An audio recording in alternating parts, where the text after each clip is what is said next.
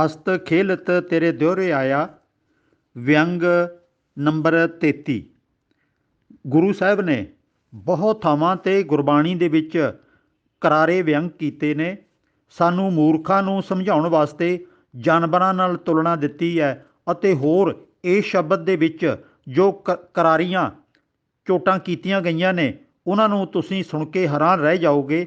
ਜਦੋਂ ਮੈਂ ਇਹਨਾਂ ਨੂੰ ਬਾਰ-ਬਾਰ ਪੜ੍ਹਿਆ ਅਤੇ ਸਮਝਿਆ, ਭਾਵ-ਅਰਥ ਤਾਂ ਭਾਵੇਂ ਅਸੀਂ ਕਿਸੇ ਪਾਸੇ ਵੀ ਲੈ ਜਾਈਏ, ਪਰ ਸਿੱਧੀਆਂ ਆਮ ਮੂਰਖ ਇਨਸਾਨ ਨੂੰ ਲਾਹਣਤਾਂ ਨੇ ਕਿ ਤੂੰ ਕਰਨਾ ਕੁਝ ਹੋਰ ਸੀ ਅਤੇ ਕਰੀ ਕੁਝ ਹੋਰ ਜਾਂਦਾ। ਕੁਝ ਤੇ ਸ਼ਰਮ ਕਰ ਲੈ, ਤੂੰ ਪਸ਼ੂਆਂ ਵਾਲੇ, ਜਾਨਵਰਾਂ ਵਾਲੇ, ਬਿਲਕੁਲ ਨਿਖਿੱਧ ਬੰਦਿਆਂ ਵਾਲੇ ਕੰਮ ਕਿਉਂ ਕਰਦਾ। ਆਓ ਇਹ ਸ਼ਬਦ ਆਪਾਂ ਪੜ੍ਹੀਏ।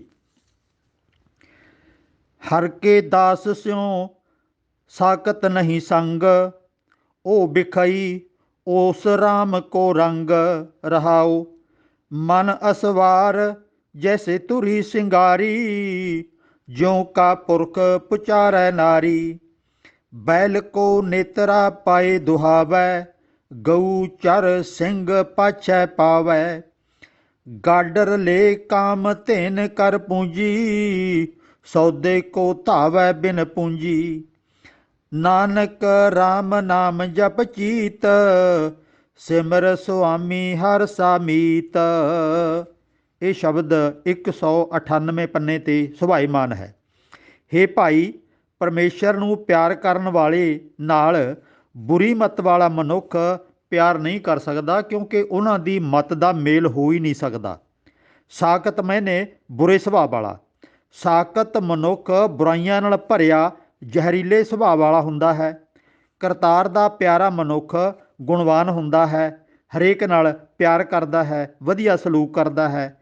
ਭੈੜਾ ਮਨੁੱਖ ਫਰਜ਼ੀ ਤੌਰ 'ਤੇ ਘੋੜੀ ਨੂੰ ਸ਼ਿੰਗਾਰਦਾ ਹੈ, ਭਾਵ ਕਿ ਘੋੜੀ ਹੈ ਕੋਈ ਨਹੀਂ, ਪਰ ਮਨ ਦੇ ਨਾਲ ਹੀ ਉਹ ਘੋੜੀ ਉਹਨੇ ਲੈ ਆਂਦੀ, ਆਪਣੇ ਮਨ ਦੇ ਵਿੱਚ ਹੀ ਉਹਨੇ ਘੋੜੀ ਨੂੰ ਸ਼ਿੰਗਾਰ ਲਿਆ, ਕਾਠੀ ਪਾ ਲਈ ਅਤੇ ਫਰਜ਼ੀ ਤੌਰ 'ਤੇ ਹੀ ਉਸ ਦੇ ਉੱਤੇ ਸਵਾਰ ਹੋ ਜਾਂਦਾ ਹੈ। ਅਤੇ ਇਹ ਤਾਂ ਉਸ ਤਰ੍ਹਾਂ ਦੀ ਗੱਲ ਹੋਈ ਜਿਵੇਂ ਨਾ ਮਰਦ ਮਨੁੱਖ ਔਰਤਾਂ ਨਾਲ ਪ੍ਰੇਮ ਲੀਲਾ ਕਰਨੀ ਚਾਹੇ, ਜਿਵੇਂ ਖੁਸਰੇ ਵਿਆਹ ਕਰਾਉਣਾ ਚਾਹੁਣ। ਇਹ ਤਾਂ ਉਸ ਤਰ੍ਹਾਂ ਦੀ ਗੱਲ ਹੈ। ਮਾਨੋ ਮੂਰਖ ਬੰਦਾ ਗਊ ਤੋਂ ਦੁੱਧ ਪ੍ਰਾਪਤ ਕਰਨ ਦੀ ਥਾਂ 'ਤੇ ਬਲਦ ਦੀਆਂ ਲੱਤਾਂ ਵਿੱਚ ਰੱਸੀ ਪਾ ਕੇ, ਜਿਹਨੂੰ ਆਪਾਂ ਨਿਆਣਾ ਪਾਉਣਾ ਕਹਿੰਦੇ ਹਾਂ, ਰੱਸੀ ਪਾ ਕੇ ਥਾਪੀ ਮਾਰ ਕੇ ਦੁੱਧ ਚੋਣ ਬੈਠ ਜਾਂਦਾ ਹੈ। ਕਦੀ ਬਲਦ ਤੋਂ ਭਲਾ ਦੁੱਧ ਮਿਲ ਸਕਦਾ? ਗਊ 'ਤੇ ਸਵਾਰ ਹੋ ਕੇ ਮੂਰਖ ਬੰਦਾ ਸ਼ੇਰ ਮਾਰਨ ਜੰਗਲ ਵੱਲ ਚੱਲ ਪਿਆ। ਅਤੇ ਕਦੀ ਅਕਲ ਤੋਂ ਕੰਮ ਲਓ, ਕਦੇ ਗਾਂ 'ਤੇ ਸਵਾਰ ਹੋ ਕੇ ਸ਼ੇਰ ਮਾਰਿਆ ਜਾ ਸਕਦਾ? ਇਹ ਪਾਗਲਪਣ ਨਹੀਂ ਤਾਂ ਹੋਰ ਕੀ ਹੈ। ਭਾਵ ਕਿ ਬਹੁਤੇ ਬੰਦੇ ਅਜਿਹੇ ਪੁੱਠੇ ਕੰਮ ਕਰ ਰਹੇ ਨੇ। ਮੂਰਖ ਬੰਦਾ ਕਾਮ ਧੇਨ ਗਊ ਸਮਝ ਕੇ ਭੇਡ ਦੀ ਪੂਜਾ ਕਰੀ ਜਾ ਰਿਹਾ। ਸਾਡੇ ਇਸੇ ਤਰ੍ਹਾਂ ਨਹੀਂ ਹੋ ਰਿਹਾ? ਮੜੀਆਂ, ਕਬਰਾਂ ਅਤੇ ਹੋਰ ਕਿੰਨਾ ਕੁਝ ਰੱਬ ਸਮਝ ਕੇ, ਦੇਵਤੇ ਸਮਝ ਕੇ ਪੂਜਾ ਹੋ ਰਹੀ ਹੈ। ਸੌਦਾ ਖਰੀਦਣ ਵਾਸਤੇ ਮੂਰਖ ਬੰਦਾ ਬਾਜ਼ਾਰ ਨੂੰ ਚੱਲ ਪਿਆ, ਪਰ ਉਸ ਮੂਰਖ ਆਦਮੀ ਦੀ ਜੇਬ ਵਿੱਚ ਪੈਸਾ ਕੋਈ ਨਹੀਂ। ਹੇ ਨਾਨਕ, ਮਨ ਚਿੱਤ ਕਰਕੇ ਨਿਰੰਕਾਰ ਨੂੰ ਯਾਦ ਰੱਖ। ਬਾਕੀ ਮੂਰਖਤਾ ਵਾਲੇ ਬੁਰੇ ਕੰਮ ਛੱਡ ਕੇ ਨੇਕ ਇਨਸਾਨ ਬਣ, ਰੱਬ ਨੂੰ ਆਪਣਾ ਮਿੱਤਰ ਬਣਾ ਲੈ।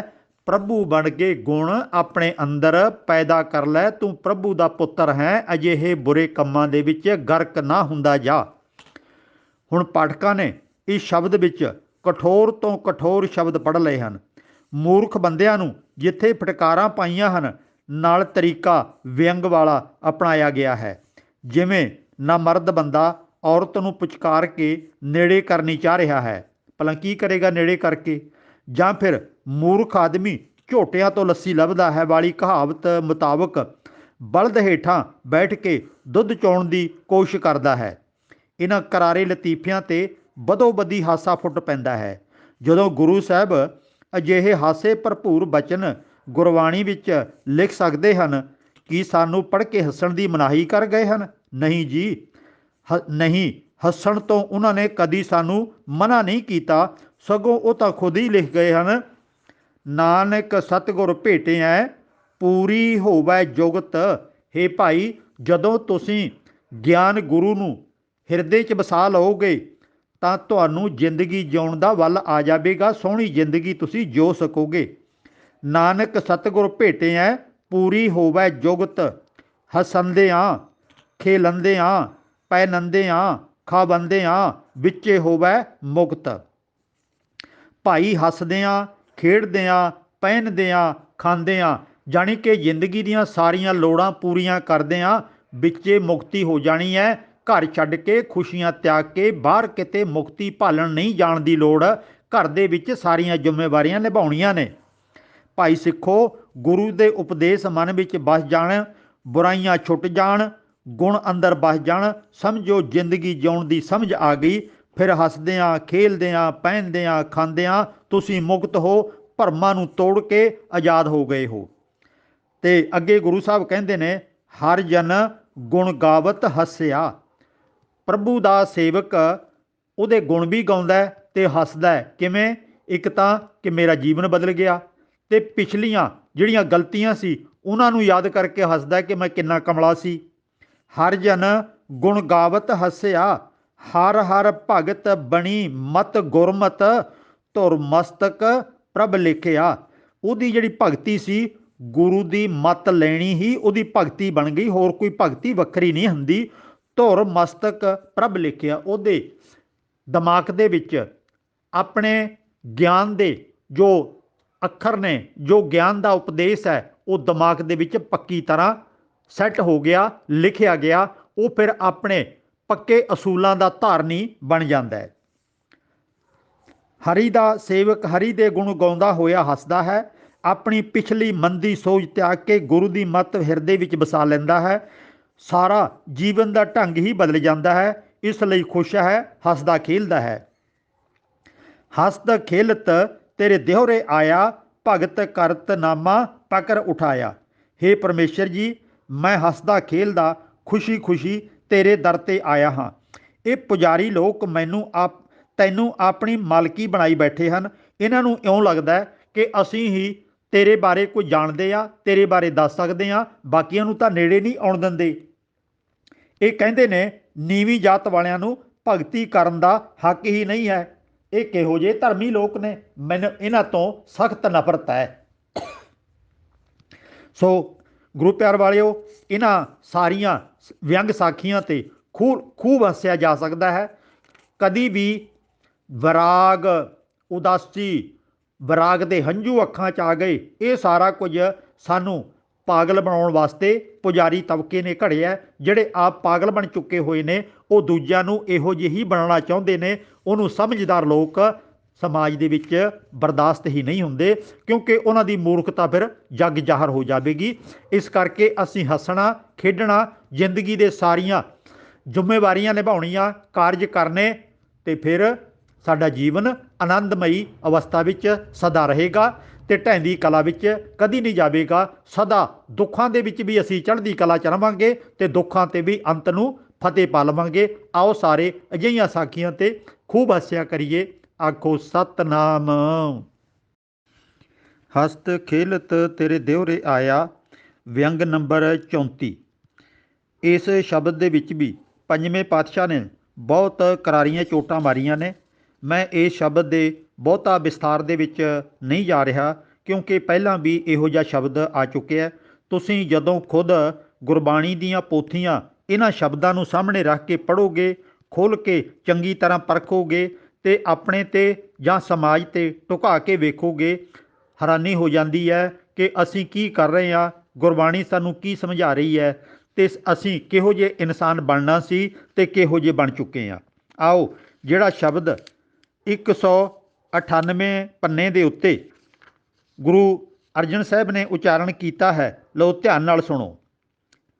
ਗਊ ਕੋ ਚਾਰੇ ਸਾਰਦੂਲ, ਕੌਡੀ ਕਾ ਲਖ ਹੁਆ ਮੂਲ, ਬੱਕਰੀ ਕੋ ਹਸਤੀ ਪ੍ਰਿਤਪਾਲੇ, ਆਪਣਾ ਪ੍ਰਭ ਨਦਰ ਨਿਹਾਲੇ, ਕਿਰਪਾ ਨਿਧਾਨ ਪ੍ਰੀਤਮ ਪ੍ਰਭ ਮੇਰੇ, ਵਰਨ ਨ ਸਾਕੂੰ ਬਹੁ ਗੁਣ ਤੇਰੇ, ਦੀਸ ਤਮਾਸ ਨਾ ਖਾਏ ਬਿਲਾਈ, ਮਹਾ ਕਸਾਬ ਛੁਰੀ ਸਟ ਪਾਈ, ਕਰਨਹਾਰ ਪ੍ਰਭ ਹਿਰਦੈ ਬੂਠਾ, ਫਾਥੀ ਮਛਲੀ ਕਾ ਜਾਲਾ ਟੂਟਾ, सूके काष्ट हरे चलूल, ऊंचे थल फूले कमल अनूप, अगन निवारी सतगुर देव, सेवक अपनी लायो सेव। अकिरत कणा का करे उधार, प्रभ मेरा है सदा दयार।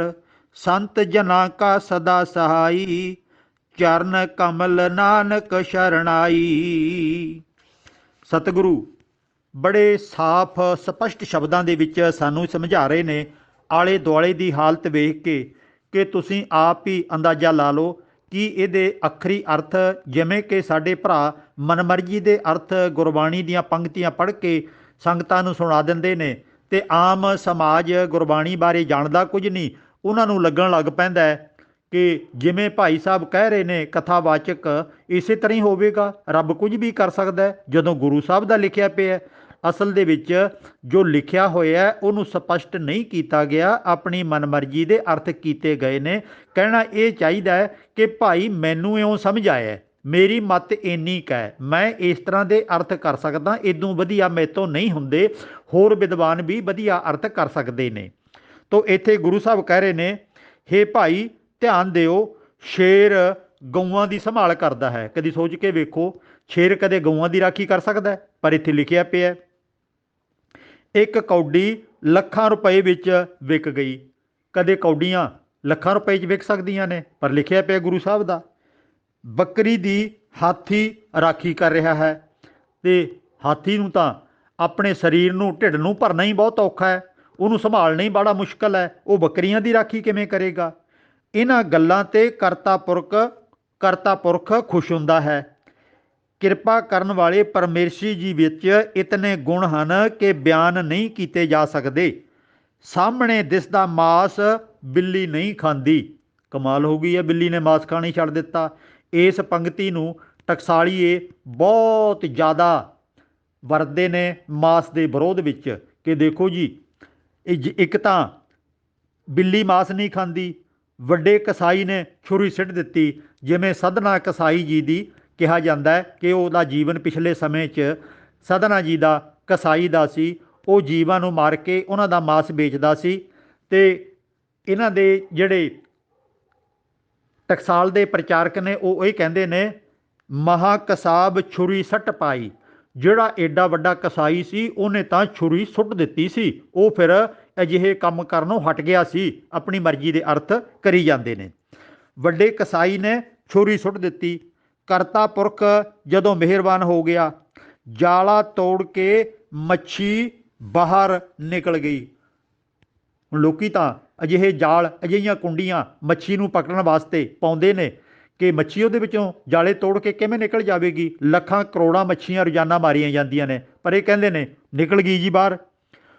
ਸੁੱਕੇ ਰੁੱਖ ਹਰੇ ਹੋ ਗਏ, ਉੱਚੇ ਟਿੱਬਿਆਂ 'ਤੇ ਕਮਲ ਫੁੱਲ ਖਿੜਨ ਲੱਗ ਪਏ। ਕਦੀ ਮੰਨਿਆ ਜਾ ਸਕਦਾ ਹੈ ਕਿ ਟਿੱਬਿਆਂ ਦੇ ਉੱਤੇ ਜਿੱਥੇ ਰੇਤ ਹੀ ਰੇਤ ਹੈ ਉੱਥੇ ਕਮਲ ਦੇ ਫੁੱਲ ਕੀ, ਉੱਥੇ ਤਾਂ ਆਮ ਫਸਲ ਵੀ ਨਹੀਂ ਹੁੰਦੀ, ਪਰ ਗੁਰੂ ਸਾਹਿਬ ਤਾਂ ਕਹਿ ਰਹੇ ਨੇ ਉੱਥੇ ਕਮਲ ਫੁੱਲ ਖਿੜ ਪਏ। ਗੱਲ ਸੀ ਸਾਨੂੰ ਸਮਝਾਉਣ ਦੀ ਕਿ ਤੁਹਾਡਾ ਮੂਰਖਾਂ ਦਾ ਸੁਭਾਅ ਟਿੱਬਿਆਂ ਵਰਗਾ ਰੇਤਲਾ ਬਣ ਚੁੱਕਿਆ ਹੈ ਅਤੇ ਤੁਸੀਂ ਜੇ ਗੁਰੂ ਦੀ ਮੱਤ ਲੈ ਲਵੋ ਤਾਂ ਕਮਲ ਫੁੱਲ ਤੁਹਾਡੇ ਅੰਦਰ ਖਿੜ ਸਕਦੇ ਨੇ। ਅਤੇ ਜਦੋਂ ਤਾਂ ਇਹਦੇ ਕਰਾਂਗੇ ਭਾਵ ਅਰਥ, ਫਿਰ ਤਾਂ ਗੱਲ ਕੁਝ ਪੱਲੇ ਪੈਂਦੀ ਹੈ, ਨਹੀਂ ਤਾਂ ਕੁਝ ਵੀ ਪੱਲੇ ਨਹੀਂ ਪੈਣਾ, ਕੇਵਲ ਵਿਅੰਗ ਰਹਿ ਜਾਣੇ ਨੇ। ਸਤਿਗੁਰੂ ਨੇ ਅਗਨੀ ਸ਼ਾਂਤ ਕਰ ਦਿੱਤੀ, ਇਨਸਾਨ ਰੱਬ ਦਾ ਸੇਵਕ ਬਣ ਗਿਆ। ਰੱਬ ਜੀ ਅਕਿਰਤ ਘਣਾ ਨੂੰ ਵੀ ਚੰਗੇ ਮਨੁੱਖ ਬਣਾ ਦਿੰਦਾ ਹੈ। ਸਾਡਾ ਪ੍ਰਭੂ ਦਇਆਵਾਨ ਹੈ, ਸੰਤ ਜਨਾਂ ਦੀ ਕਰਤਾਰ ਸਦਾ ਸਹਾਇਤਾ ਕਰਦਾ ਹੈ। ਇਸੇ ਲਈ ਨਾਨਕ ਕੇਵਲ ਅਕਾਲ ਪੁਰਖ ਦੀ ਸ਼ਰਨ ਵਿੱਚ ਰਹਿੰਦਾ ਹੈ। ਹੋਰ ਟਿੱਪਣੀਆਂ ਕਰਨ ਦੀ ਇੱਥੇ ਮੈਂ ਜ਼ਰੂਰਤ ਨਹੀਂ ਸਮਝਦਾ, ਕਿਉਂਕਿ ਪਿੱਛੇ ਵੀ ਕਈ ਸ਼ਬਦ ਇਸੇ ਕਿਸਮ ਦੇ ਤੁਹਾਡੇ ਸਾਹਮਣੇ ਆ ਚੁੱਕੇ ਨੇ। ਇਸ ਸ਼ਬਦ ਦੇ ਵੀ ਭਾਵ ਅਰਥ ਕਰਨੇ ਪੈਣਗੇ। ਜੇ ਕੇਵਲ ਸ਼ਬਦ ਅਰਥ ਕਰਾਂਗੇ ਤਾਂ ਖੁਦ ਨੂੰ ਕੋਈ ਵੀ ਸਿੱਖਿਆ ਨਹੀਂ ਦੇ ਸਕਾਂਗੇ, ਕੇਵਲ ਹੱਸਣ ਜੋਗੇ ਰਹਾਂਗੇ, ਨਾਲ ਹੀ ਲੋਕਾਂ ਵਿੱਚ ਮਜ਼ਾਕ ਦੇ ਪਾਤਰ ਬਣ ਜਾਵਾਂਗੇ। ਅਸੀਂ ਭਾਵੇਂ ਹੱਸੀਏ ਭਾਵੇਂ ਨਾ, ਪਰ ਲੋਕ ਸਾਡੇ 'ਤੇ ਹੱਸਣਗੇ। ਇਸ ਤਰ੍ਹਾਂ ਦੀਆਂ ਗੈਰ ਕੁਦਰਤੀ ਘਟਨਾਵਾਂ ਨਾ ਕਿਤੇ ਵਾਪਰੀਆਂ ਹਨ, ਨਾ ਵਾਪਰ ਸਕਦੀਆਂ ਹਨ। ਇਹਨਾਂ ਨੂੰ ਭਾਵ ਅਰਥਾਂ ਵਿੱਚ ਲੈਣਾ ਹੁੰਦਾ ਹੈ, ਤਾਂ ਹੀ ਕੁਝ ਪੱਲੇ ਪਵੇਗਾ, ਨਹੀਂ ਤਾਂ ਕੁਝ ਵੀ ਪੱਲੇ ਨਹੀਂ ਪੈਣਾ। ਅਸੀਂ ਵੀ ਹੱਸਦੇ ਰਹਿ ਜਾਵਾਂਗੇ ਅਤੇ ਲੋਕੀ ਵੀ ਸਾਨੂੰ ਵੇਖ ਕੇ ਹੱਸਣਗੇ, ਇਹ ਕਮਲੇ ਕੀ ਕਰੀ ਜਾਂਦੇ ਨੇ। ਆਖੋ ਸਤਿਨਾਮ। ਹਸਤ ਖੇਲਤ ਤੇਰੇ ਦਿਉਰੇ ਆਇਆ। ਵਿਅੰਗ ਨੰਬਰ 35।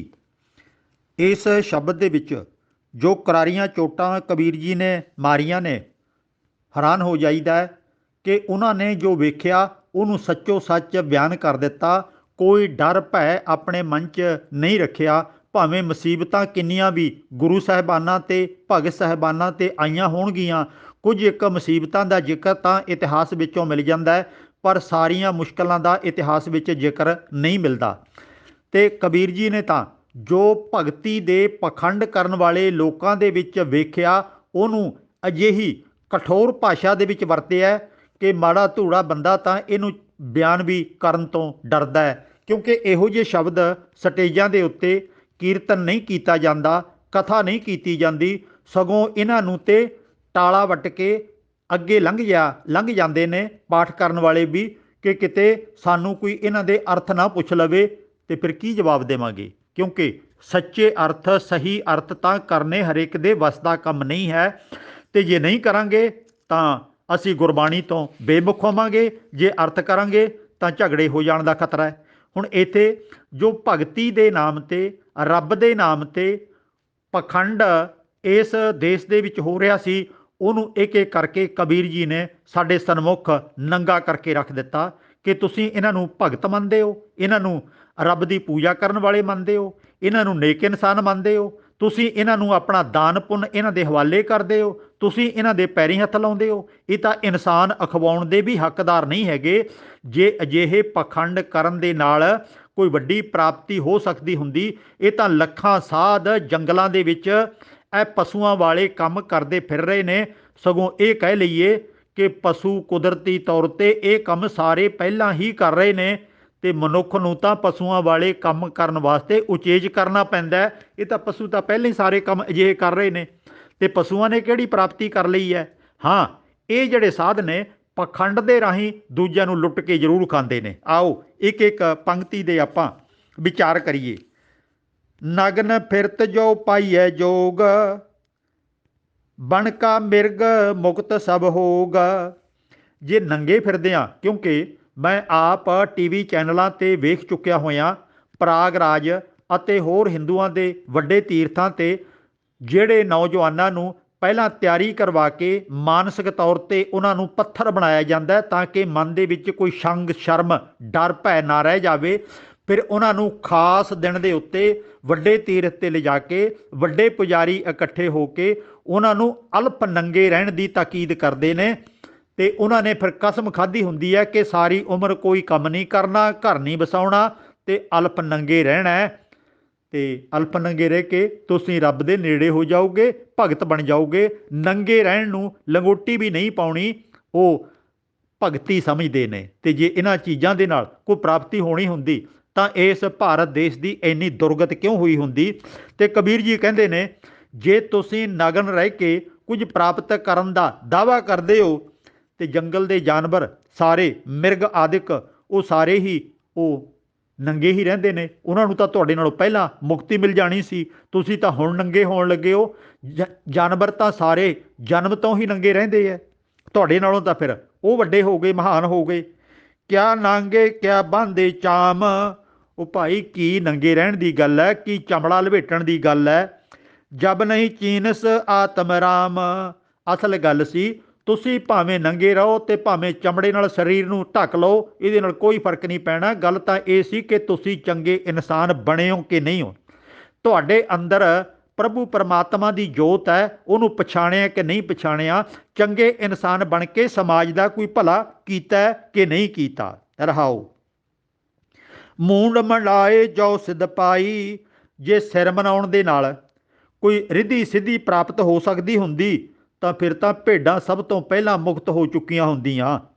ਮੁਕਤੀ ਭੇਡ ਨਾ ਗਈ ਆ ਕਾਈ। ਭੇਡਾਂ ਤਾਂ ਹਰ 6 ਮਹੀਨਿਆਂ ਪਿੱਛੋਂ ਮੁੰਨ ਲਈਆਂ ਜਾਂਦੀਆਂ ਨੇ, ਉਹਨਾਂ ਦੇ ਵਾਲ ਉੱਨ ਲਾਹ ਲਈ ਜਾਂਦੀ ਹੈ, ਅਤੇ ਉਹਨਾਂ ਨੂੰ ਕੋਈ ਵੱਡੀ ਪ੍ਰਾਪਤੀ ਹੋਈ, ਕੋਈ ਅਕਲਵਾਨ ਬਣੀਆਂ, ਕੋਈ ਬਹਾਦਰ ਬਣੀਆਂ, ਕੋਈ ਉਹਨਾਂ ਨੇ ਆਪਣੇ ਹੋ ਰਹੇ ਕਤਲ ਕਦੀ ਰੋਕੇ, ਮੁਕਾਬਲਾ ਕੀਤਾ, ਕੁਛ ਵੀ ਨਹੀਂ। ਅਤੇ ਜਿਹੜੇ ਬੰਦੇ ਕੇਵਲ ਦਾੜੀ ਕੇਸ ਮਨਾ ਕੇ ਸਮਝਦੇ ਨੇ ਕਿ ਸਾਨੂੰ ਕੋਈ ਵੱਡੀ ਪ੍ਰਾਪਤੀ ਹੋ ਜਾਵੇਗੀ, ਤਾਂ ਫਿਰ ਤਾਂ ਭੇਡਾਂ ਨੂੰ ਵੱਡੀ ਪ੍ਰਾਪਤੀ ਹੋ ਜਾਣੀ ਸੀ। ਸਮਝੋ ਉਹ ਵੀ ਭੇਡਾਂ ਵਰਗੀ ਨੇ।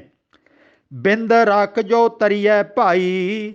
ਜਿਹੜੇ ਕਹਿੰਦੇ ਨੇ ਅਸੀਂ ਜਤੀ ਸਤੀ ਰਵਾਂਗੇ, ਅਸੀਂ ਵਿਆਹ ਨਹੀਂ ਕਰਾਉਂਦੇ, ਅਸੀਂ ਵੀਰਜ ਨੂੰ ਬਾਹਰ ਨਹੀਂ ਨਿਕਲ ਦੇਣਾ, ਆ ਜਿਹੜੇ ਸਾਡੇ ਸਿੱਖਾਂ ਦੇ ਵਿੱਚ ਸਾਧ ਨੇ ਇਹ ਵੀ ਤਾਂ ਇਹੋ ਹੀ ਕਹਿੰਦੇ ਨੇ। ਤੇ ਗੁਰਬਾਣੀ ਪਤਾ ਕੀ ਕਹਿੰਦੀ ਹੈ, ਜੇ ਕਿਤੇ ਬਿੰਦ ਰੱਖਣ ਦੇ ਨਾਲ, ਵੀਰਜ ਨੂੰ ਰੋਕਣ ਦੇ ਨਾਲ ਮੁਕਤੀ ਮਿਲਦੀ ਹੈ ਤਾਂ ਫਿਰ ਤਾਂ ਖੁਸਰੇ ਕਿਉਂ ਨਾ ਪਰਮਗਤ ਪਾਈ। ਤੇ ਖੁਸਰਾ ਤਾਂ ਸਭ ਤੋਂ ਜ਼ਿਆਦਾ ਅਤੇ ਛੇਤੀ ਮੁਕਤ ਹੋ ਜਾਣਾ ਚਾਹੀਦਾ ਸੀ, ਕਿਉਂਕਿ ਉਹਦੇ ਅੰਦਰ ਤਾਂ ਬੀਰਜ ਵਾਲਾ ਸਿਸਟਮ ਹੀ ਖਤਮ ਹੋ ਗਿਆ। ਤੇ ਇਹ ਜਿਹੜਾ ਸਾਡੇ ਅੰਦਰ ਬਿਠਾ ਦਿੱਤਾ ਗਿਆ ਕਿ ਫਲਾਣਾ ਤਿਆਗੀ ਸਾਧ ਮਹਾਤਮਾ ਵਿਆਹ ਨਹੀਂ ਕਰਾਇਆ, ਉਹ ਜਤੀ ਸਤੀ ਹੈ, ਇਹ ਕੇਵਲ ਸਾਨੂੰ ਬੇਵਕੂਫ ਬਣਾਇਆ ਜਾ ਰਿਹਾ ਹੈ। ਜੇ ਸਾਰੇ ਲੋਕ ਜਤੀ ਸਤੀ ਰਹਿਣ ਲੱਗ ਜਾਣ ਤੇ ਫਿਰ ਤਾਂ ਸਾਰੀਆਂ ਨਸਲਾਂ ਹੀ ਖਤਮ ਹੋ ਜਾਣਗੀਆਂ, ਅੱਗੇ ਬੱਚੇ ਹੀ ਪੈਦਾ ਨਹੀਂ ਹੋਣਗੇ। ਆ ਜਿਹੜੇ ਸਾਡੇ ਘਰ, ਸਾਡੇ ਪਿੰਡ, ਮਹੱਲੇ, ਸ਼ਹਿਰ, ਸੂਬੇ, ਦੇਸ਼ ਤੇ ਸਾਰੀ ਸਭਿਅਤਾ ਕਿੱਥੇ ਰਵੇਗੀ? ਬਰਬਾਦ ਨਹੀਂ ਹੋ ਜਾਵੇਗੀ? ਜਦੋਂ ਕੋਈ ਔਲਾਦ ਹੀ ਪੈਦਾ ਨਾ ਹੋਈ ਤੇ ਸਾਰਾ ਕੁਝ ਹੀ ਖਤਮ ਹੋ ਜਾਵੇਗਾ। ਇਹਨਾਂ ਸਾਧਾਂ ਸੰਤਾਂ ਅਖਵਾਉਣ ਵਾਲੇ ਪਖੰਡੀਆਂ ਨੇ ਆਮ ਲੋਕਾਂ ਨੂੰ ਪੂਰੀ ਤਰ੍ਹਾਂ ਪਾਗਲ ਬਣਾ ਕੇ ਰੱਖ ਦਿੱਤਾ ਹੈ। ਤੇ ਕਬੀਰ ਜੀ ਤਾਂ 500 ਸਾਲ ਤੋਂ ਬਹੁਤਾ ਸਮਾਂ ਹੋ ਗਿਆ ਉਹਨਾਂ ਨੇ ਬਾਣੀ ਲਿਖੀ, ਤੇ ਉਦੋਂ ਹੀ ਇੰਨੀਆਂ ਕਮਾਲ ਗੱਲਾਂ ਲਿਖ ਰਹੇ ਨੇ। ਬਿੰਦ ਰੱਖ ਜੋ ਤਰੀਐ ਭਾਈ, ਖੁਸਰੈ ਕਿਉਂ ਨਾ ਪਰਮਗਤ ਪਾਈ। ਕਹੋ ਕਬੀਰ ਸੁਣੋ ਨਰ ਭਾਈ। ਕਬੀਰ ਜੀ ਕਹਿੰਦੇ ਨੇ ਛੱਡ ਦਿਓ ਭਾਈ, ਹੇ ਇਨਸਾਨੋ, ਇਹ ਪਖੰਡ ਛੱਡ ਦਿਓ, ਇਹਦੇ ਵਿੱਚ ਕੁਝ ਵੀ ਨਹੀਂ ਰੱਖਿਆ। ਰਾਮ ਨਾਮ ਬਿਨ ਕਿਨਗਤ ਪਾਈ। ਕੇਵਲ ਪ੍ਰਭੂ ਪਰਮਾਤਮਾ ਨੂੰ ਆਪਣੇ ਅੰਦਰ ਵਸਾਓ, ਉਹਦੇ ਗੁਣਾਂ ਨੂੰ ਧਾਰਨ ਕਰੋ ਤੇ ਆਪਣੇ ਅੰਦਰਲੇ ਰੱਬ ਨੂੰ ਪਛਾਣੋ ਤੇ ਰੱਬ ਵਰਗੇ ਬਣੋ। ਰੱਬ ਦੇ ਧੀਆਂ ਪੁੱਤਰੋ ਤੁਸੀਂ, ਤੇ ਤੁਸੀਂ ਹੀ ਸਾਰਾ ਕੁਝ ਸਮਾਜ ਦਾ ਚੰਗਾ ਕਰਨਾ ਹੈ। ਤੇ ਜਿਹੜੀ ਚੀਜ਼ ਇੱਥੇ ਹੋ ਰਹੀ ਹੈ ਆਪਣੇ ਸਿਰ ਤੇ ਉਹਦੀ ਜ਼ਿੰਮੇਵਾਰੀ ਤੁਸੀਂ ਲਓ ਕਿ ਮੈਂ ਇਹ ਨੇਕ ਕੰਮ ਕਰਨਾ ਹੈ, ਮੈਂ ਬੁਰਾਈ ਨੂੰ ਖਤਮ ਕਰਨਾ ਹੈ। ਤੇ ਇਹ ਜੇ ਕੰਮ ਨਹੀਂ ਕਰੋਗੇ ਫਿਰ ਤਾਂ ਤੁਹਾਡਾ ਇੱਥੇ ਜਨਮ ਲਿਆ ਜਿਹਾ ਜਾਂ ਨਾ ਲਿਆ ਕੋਈ ਫਾਇਦਾ ਨਹੀਂ। ਤੇ ਸੰਖੇਪ ਤੌਰ ਤੇ ਹੇ ਭਾਈ, ਜੇਕਰ ਨੰਗੇ ਰਹਿਣ ਨਾਲ ਰੱਬ ਮਿਲਦਾ ਹੋਵੇ ਤਾਂ ਸਾਰੇ ਜਾਨਵਰ ਤਾਂ ਨੰਗੇ ਹੀ ਰਹਿੰਦੇ ਹਨ, ਉਹ ਸਾਰੇ ਕੀ ਮੁਕਤ ਹੋ ਜਾਣਗੇ? ਕੋਈ ਨੰਗਾ ਰਹਿੰਦਾ ਹੈ, ਕੋਈ ਚਮੜਾ ਲਪੇਟੀ ਫਿਰਦਾ ਹੈ। ਆਪਣੇ ਆਪ ਨੂੰ ਪਛਾਣੋ, ਚੰਗੇ ਕੰਮ ਕਰੋ। ਦਾੜੀ ਕੇਸ ਮਨਾਉਣ ਨਾਲ ਜੇ ਮੁਕਤੀ ਮਿਲਦੀ ਹੁੰਦੀ ਤਾਂ ਸਾਰੀਆਂ ਭੇਡਾਂ ਵੀ ਮੁਕਤ ਹੋ ਮੰਨਣੀਆਂ ਚਾਹੀਦੀਆਂ ਹਨ। ਜੇਕਰ ਬ੍ਰਹਮਚਾਰੀ ਰਹਿਣ ਨਾਲ ਮੁਕਤੀ ਮਿਲਦੀ ਹੋਵੇ ਤਾਂ ਸਾਰੇ ਖੁਸਰੇ ਵੀ ਮੁਕਤ ਮੰਨਣੇ ਪੈਣਗੇ। ਭਲੇ ਇਨਸਾਨੋ, ਧਿਆਨ ਨਾਲ ਸੁਣੋ, ਨਿਰੰਕਾਰ ਦੇ ਗੁਣਾਂ ਨੂੰ ਧਾਰਨ ਕਰੋ, ਫਿਰ ਤੁਸੀਂ ਸੱਚੀ ਮੁਕਤੀ ਮੁਕਤ ਮੰਨੇ ਜਾਓਗੇ। ਬੰਧਨਾਂ ਤੋਂ, ਬੁਰਾਈਆਂ ਤੋਂ ਤੁਸੀਂ ਪੂਰੀ ਤਰ੍ਹਾਂ ਮੁਕਤ ਹੋ ਜਾਓਗੇ।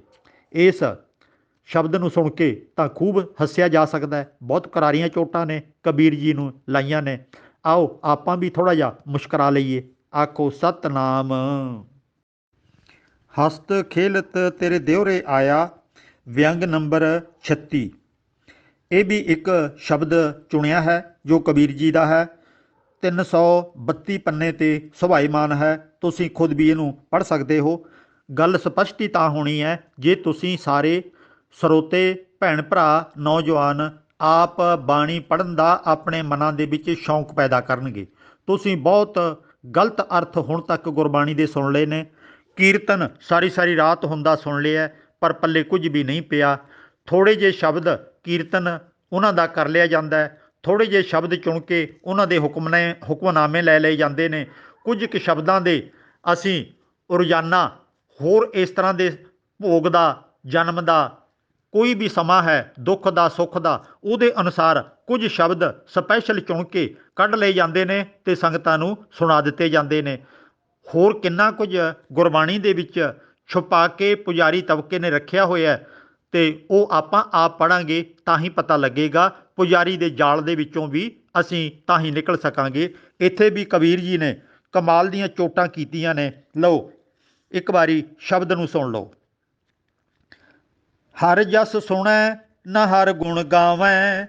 ਕਿੰਨੇ ਲੋਕ ਨੇ ਇੰਨੇ ਮੂਰਖ ਨੇ, ਨਾ ਤਾਂ ਪ੍ਰਭੂ ਪਰਮਾਤਮਾ ਨੂੰ ਕਦੇ ਯਾਦ ਕਰਦੇ ਨੇ, ਨਾ ਉਹਦੇ ਗੁਣਾਂ ਨੂੰ ਧਾਰਨ ਕਰਦੇ ਨੇ। ਬਸ ਗੱਪਾਂ ਨੇ ਸਾਰਾ ਦਿਨ ਮਾਰੀ ਜਾਂਦੇ ਨੇ ਕਿ ਮੈਂ ਬੜਾ ਮਹਾਨ ਹਾਂ, ਮੈਂ ਤੇ ਬਹੁਤ ਕੁਝ ਕਰ ਸਕਦਾ ਹਾਂ। ਚਾਹੇ ਉਹ ਰਾਜਨੇਤਾ ਨੇ ਤੇ ਚਾਹੇ ਉਹ ਧਰਮੀ ਅਖਵਾਉਣ ਵਾਲੇ ਲੋਕ ਨੇ, ਸਾਰੇ ਝੂਠ ਤੇ ਆਧਾਰਿਤ ਗੱਪਾਂ ਤਾਂ ਬੜੀਆਂ ਛੱਡੀ ਜਾਂਦੇ ਨੇ। ਲੋਕਾਂ ਨੂੰ ਪ੍ਰਭਾਵਿਤ ਕਰਨ ਵਾਸਤੇ ਬੜੀਆਂ ਕਰਾਮਾਤੀ ਕਹਾਣੀਆਂ ਸੁਣਾਈ ਜਾਂਦੇ ਨੇ, ਪਰ ਐਕਚੁਅਲ ਸਮਾਜ ਦਾ ਭਲਾ ਕਰਨ ਵਾਸਤੇ ਡੱਕਾ ਦੂਰਾ ਨਹੀਂ ਕਰਦੇ, ਕੁਝ ਵੀ ਨਹੀਂ ਸੰਵਾਰਦੇ ਆਪਣੇ ਸਮਾਜ ਦੇ ਲੋਕਾਂ ਦਾ। ਹਰ ਜਸ ਸੁਣੈ ਨਾ ਹਰ ਗੁਣ ਗਾਵੈ, ਬਾਤ ਨਹੀਂ ਅਸਮਾਨ ਗਿਰਾਵੈ।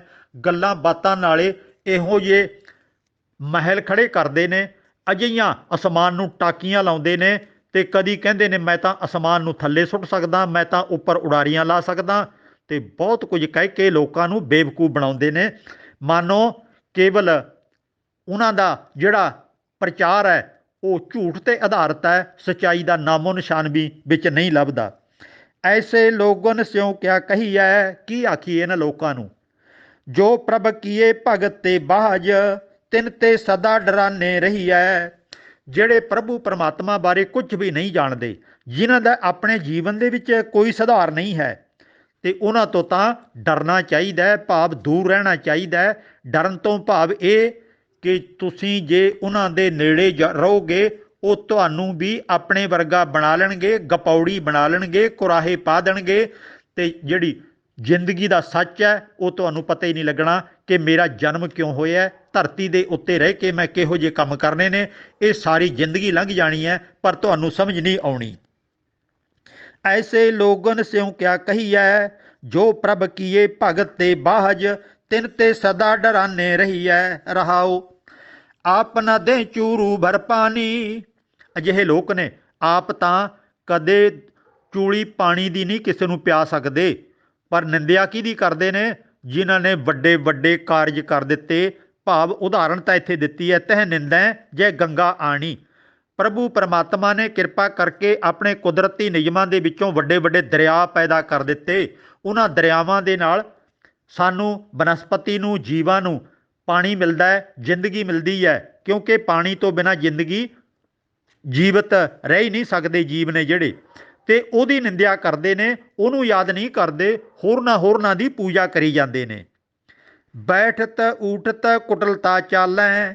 ਅਜਿਹੇ ਲੋਕਾਂ ਦਾ ਤਾਂ ਉੱਠਣਾ ਬੈਠਣਾ ਹੀ ਹਮੇਸ਼ਾ ਗਲਤ ਹੁੰਦਾ ਹੈ। ਉਹ ਸਹੀ ਰਾਹ 'ਤੇ ਜ਼ਿੰਦਗੀ 'ਚ ਕਦੇ ਤੁਰਦੇ ਹੀ ਨਹੀਂ। ਜਿਹੜਾ ਵੀ ਕੰਮ, ਕਿਤੇ ਨਸ਼ਿਆਂ 'ਚ ਪੈ ਗਏ, ਕਿਤੇ ਝੂਠ, ਕਿਤੇ ਚੋਰੀ ਠੱਗੀ, ਕਿਤੇ ਕਾਮ ਵਾਸ਼ਨਾ, ਕਿਤੇ ਲਾਲਚ, ਭਾਵ ਕਿ ਭੈੜੇ ਤੋਂ ਭੈੜੇ ਕੰਮ ਕਰਦੇ ਨੇ। ਊਠਤ ਬੈਠਤ ਕੁਟਲਤਾ ਚਾਲੈ, ਆਪ ਗਏ ਔਰ ਨਹੂ ਘਾਲੈ।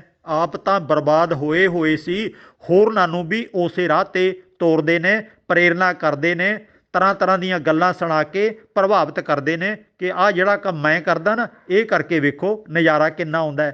ਜਿਵੇਂ ਨਸ਼ੇੜੀ ਬੰਦਾ ਦੂਜਿਆਂ ਨੂੰ ਵੀ ਕਹਿੰਦਾ ਕਿ ਬੜਾ ਨਜ਼ਾਰਾ ਹੈ ਸ਼ਰਾਬ ਪੀਣ 'ਚ, ਫੀਮ ਖਾਣ 'ਚ, ਅਤੇ ਹੋਰ ਅਜਿਹੇ ਨਸ਼ੇ ਕਰਨ 'ਚ। ਚੋਰੀ ਕਰੀਏ ਤੇ ਲੋਕ ਤਾਂ ਸੁੱਤੇ ਪਏ ਨੇ, ਉਹਨਾਂ ਨੂੰ ਕਿਹੜਾ ਪਤਾ ਲੱਗਦਾ ਹੈ। ਮਿਹਨਤ ਕਰਨ ਦੀ ਕੀ ਲੋੜ ਹੈ। ਇੱਕ ਰਾਤ ਚੋਰੀ ਦੇ ਵਿੱਚ ਜੇ ਕਾਮਯਾਬ ਹੋ ਗਏ, ਲੰਮੇ ਸਮੇਂ ਤੱਕ ਬੈਠੇ ਬਿਠਾਏ ਖਾਵਾਂਗੇ। ਡਾਕਾ ਮਾਰ ਲਈਏ, ਕਿਸੇ ਦੀ ਜੇਬ ਕੱਟ ਲਈਏ, ਰਿਸ਼ਵਤ ਲੈ ਲਈਏ। ਅਜਿਹੇ ਬੇਅੰਤ ਕੰਮ ਨੇ ਜਿਹੜੇ ਇਹ ਲੋਕ ਕਰਨਾ ਸਿਖਾਉਂਦੇ ਨੇ ਤੇ ਆਪ ਕਰਦੇ ਨੇ। ਆਪ ਗਏ ਔਰ ਨਹੂ ਘਾਲੈ, ਛਾੜ ਕੁਚਰਚਾ ਆਨ ਨਾ ਜਾਣੈ। ਇਹ ਨਾ ਸਾਰਾ ਦਿਨ ਕੁਚਰਚਾ ਕਰਦੇ ਨੇ, ਭਾਵ ਕਿ ਚਰਚਾ ਹੁੰਦੀ ਹੈ ਵਿਚਾਰ ਵਟਾਂਦਰਾ।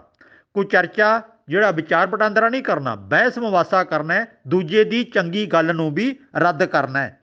ਬਰਮਾ ਹੂੰ ਕੋ ਕਹਿਓ ਨਾ ਮਾਨੈ, ਭਾਵ ਕਿ ਅਜਿਹੇ ਅੜਬ ਸੁਭਾਅ ਦੇ ਨੇ, ਭਾਵੇਂ ਰੱਬ ਵੀ ਆ ਜਾਵੇ ਉਹਦੀ ਵੀ ਗੱਲ ਸੁਣਨ ਨੂੰ ਤਿਆਰ ਨਹੀਂ।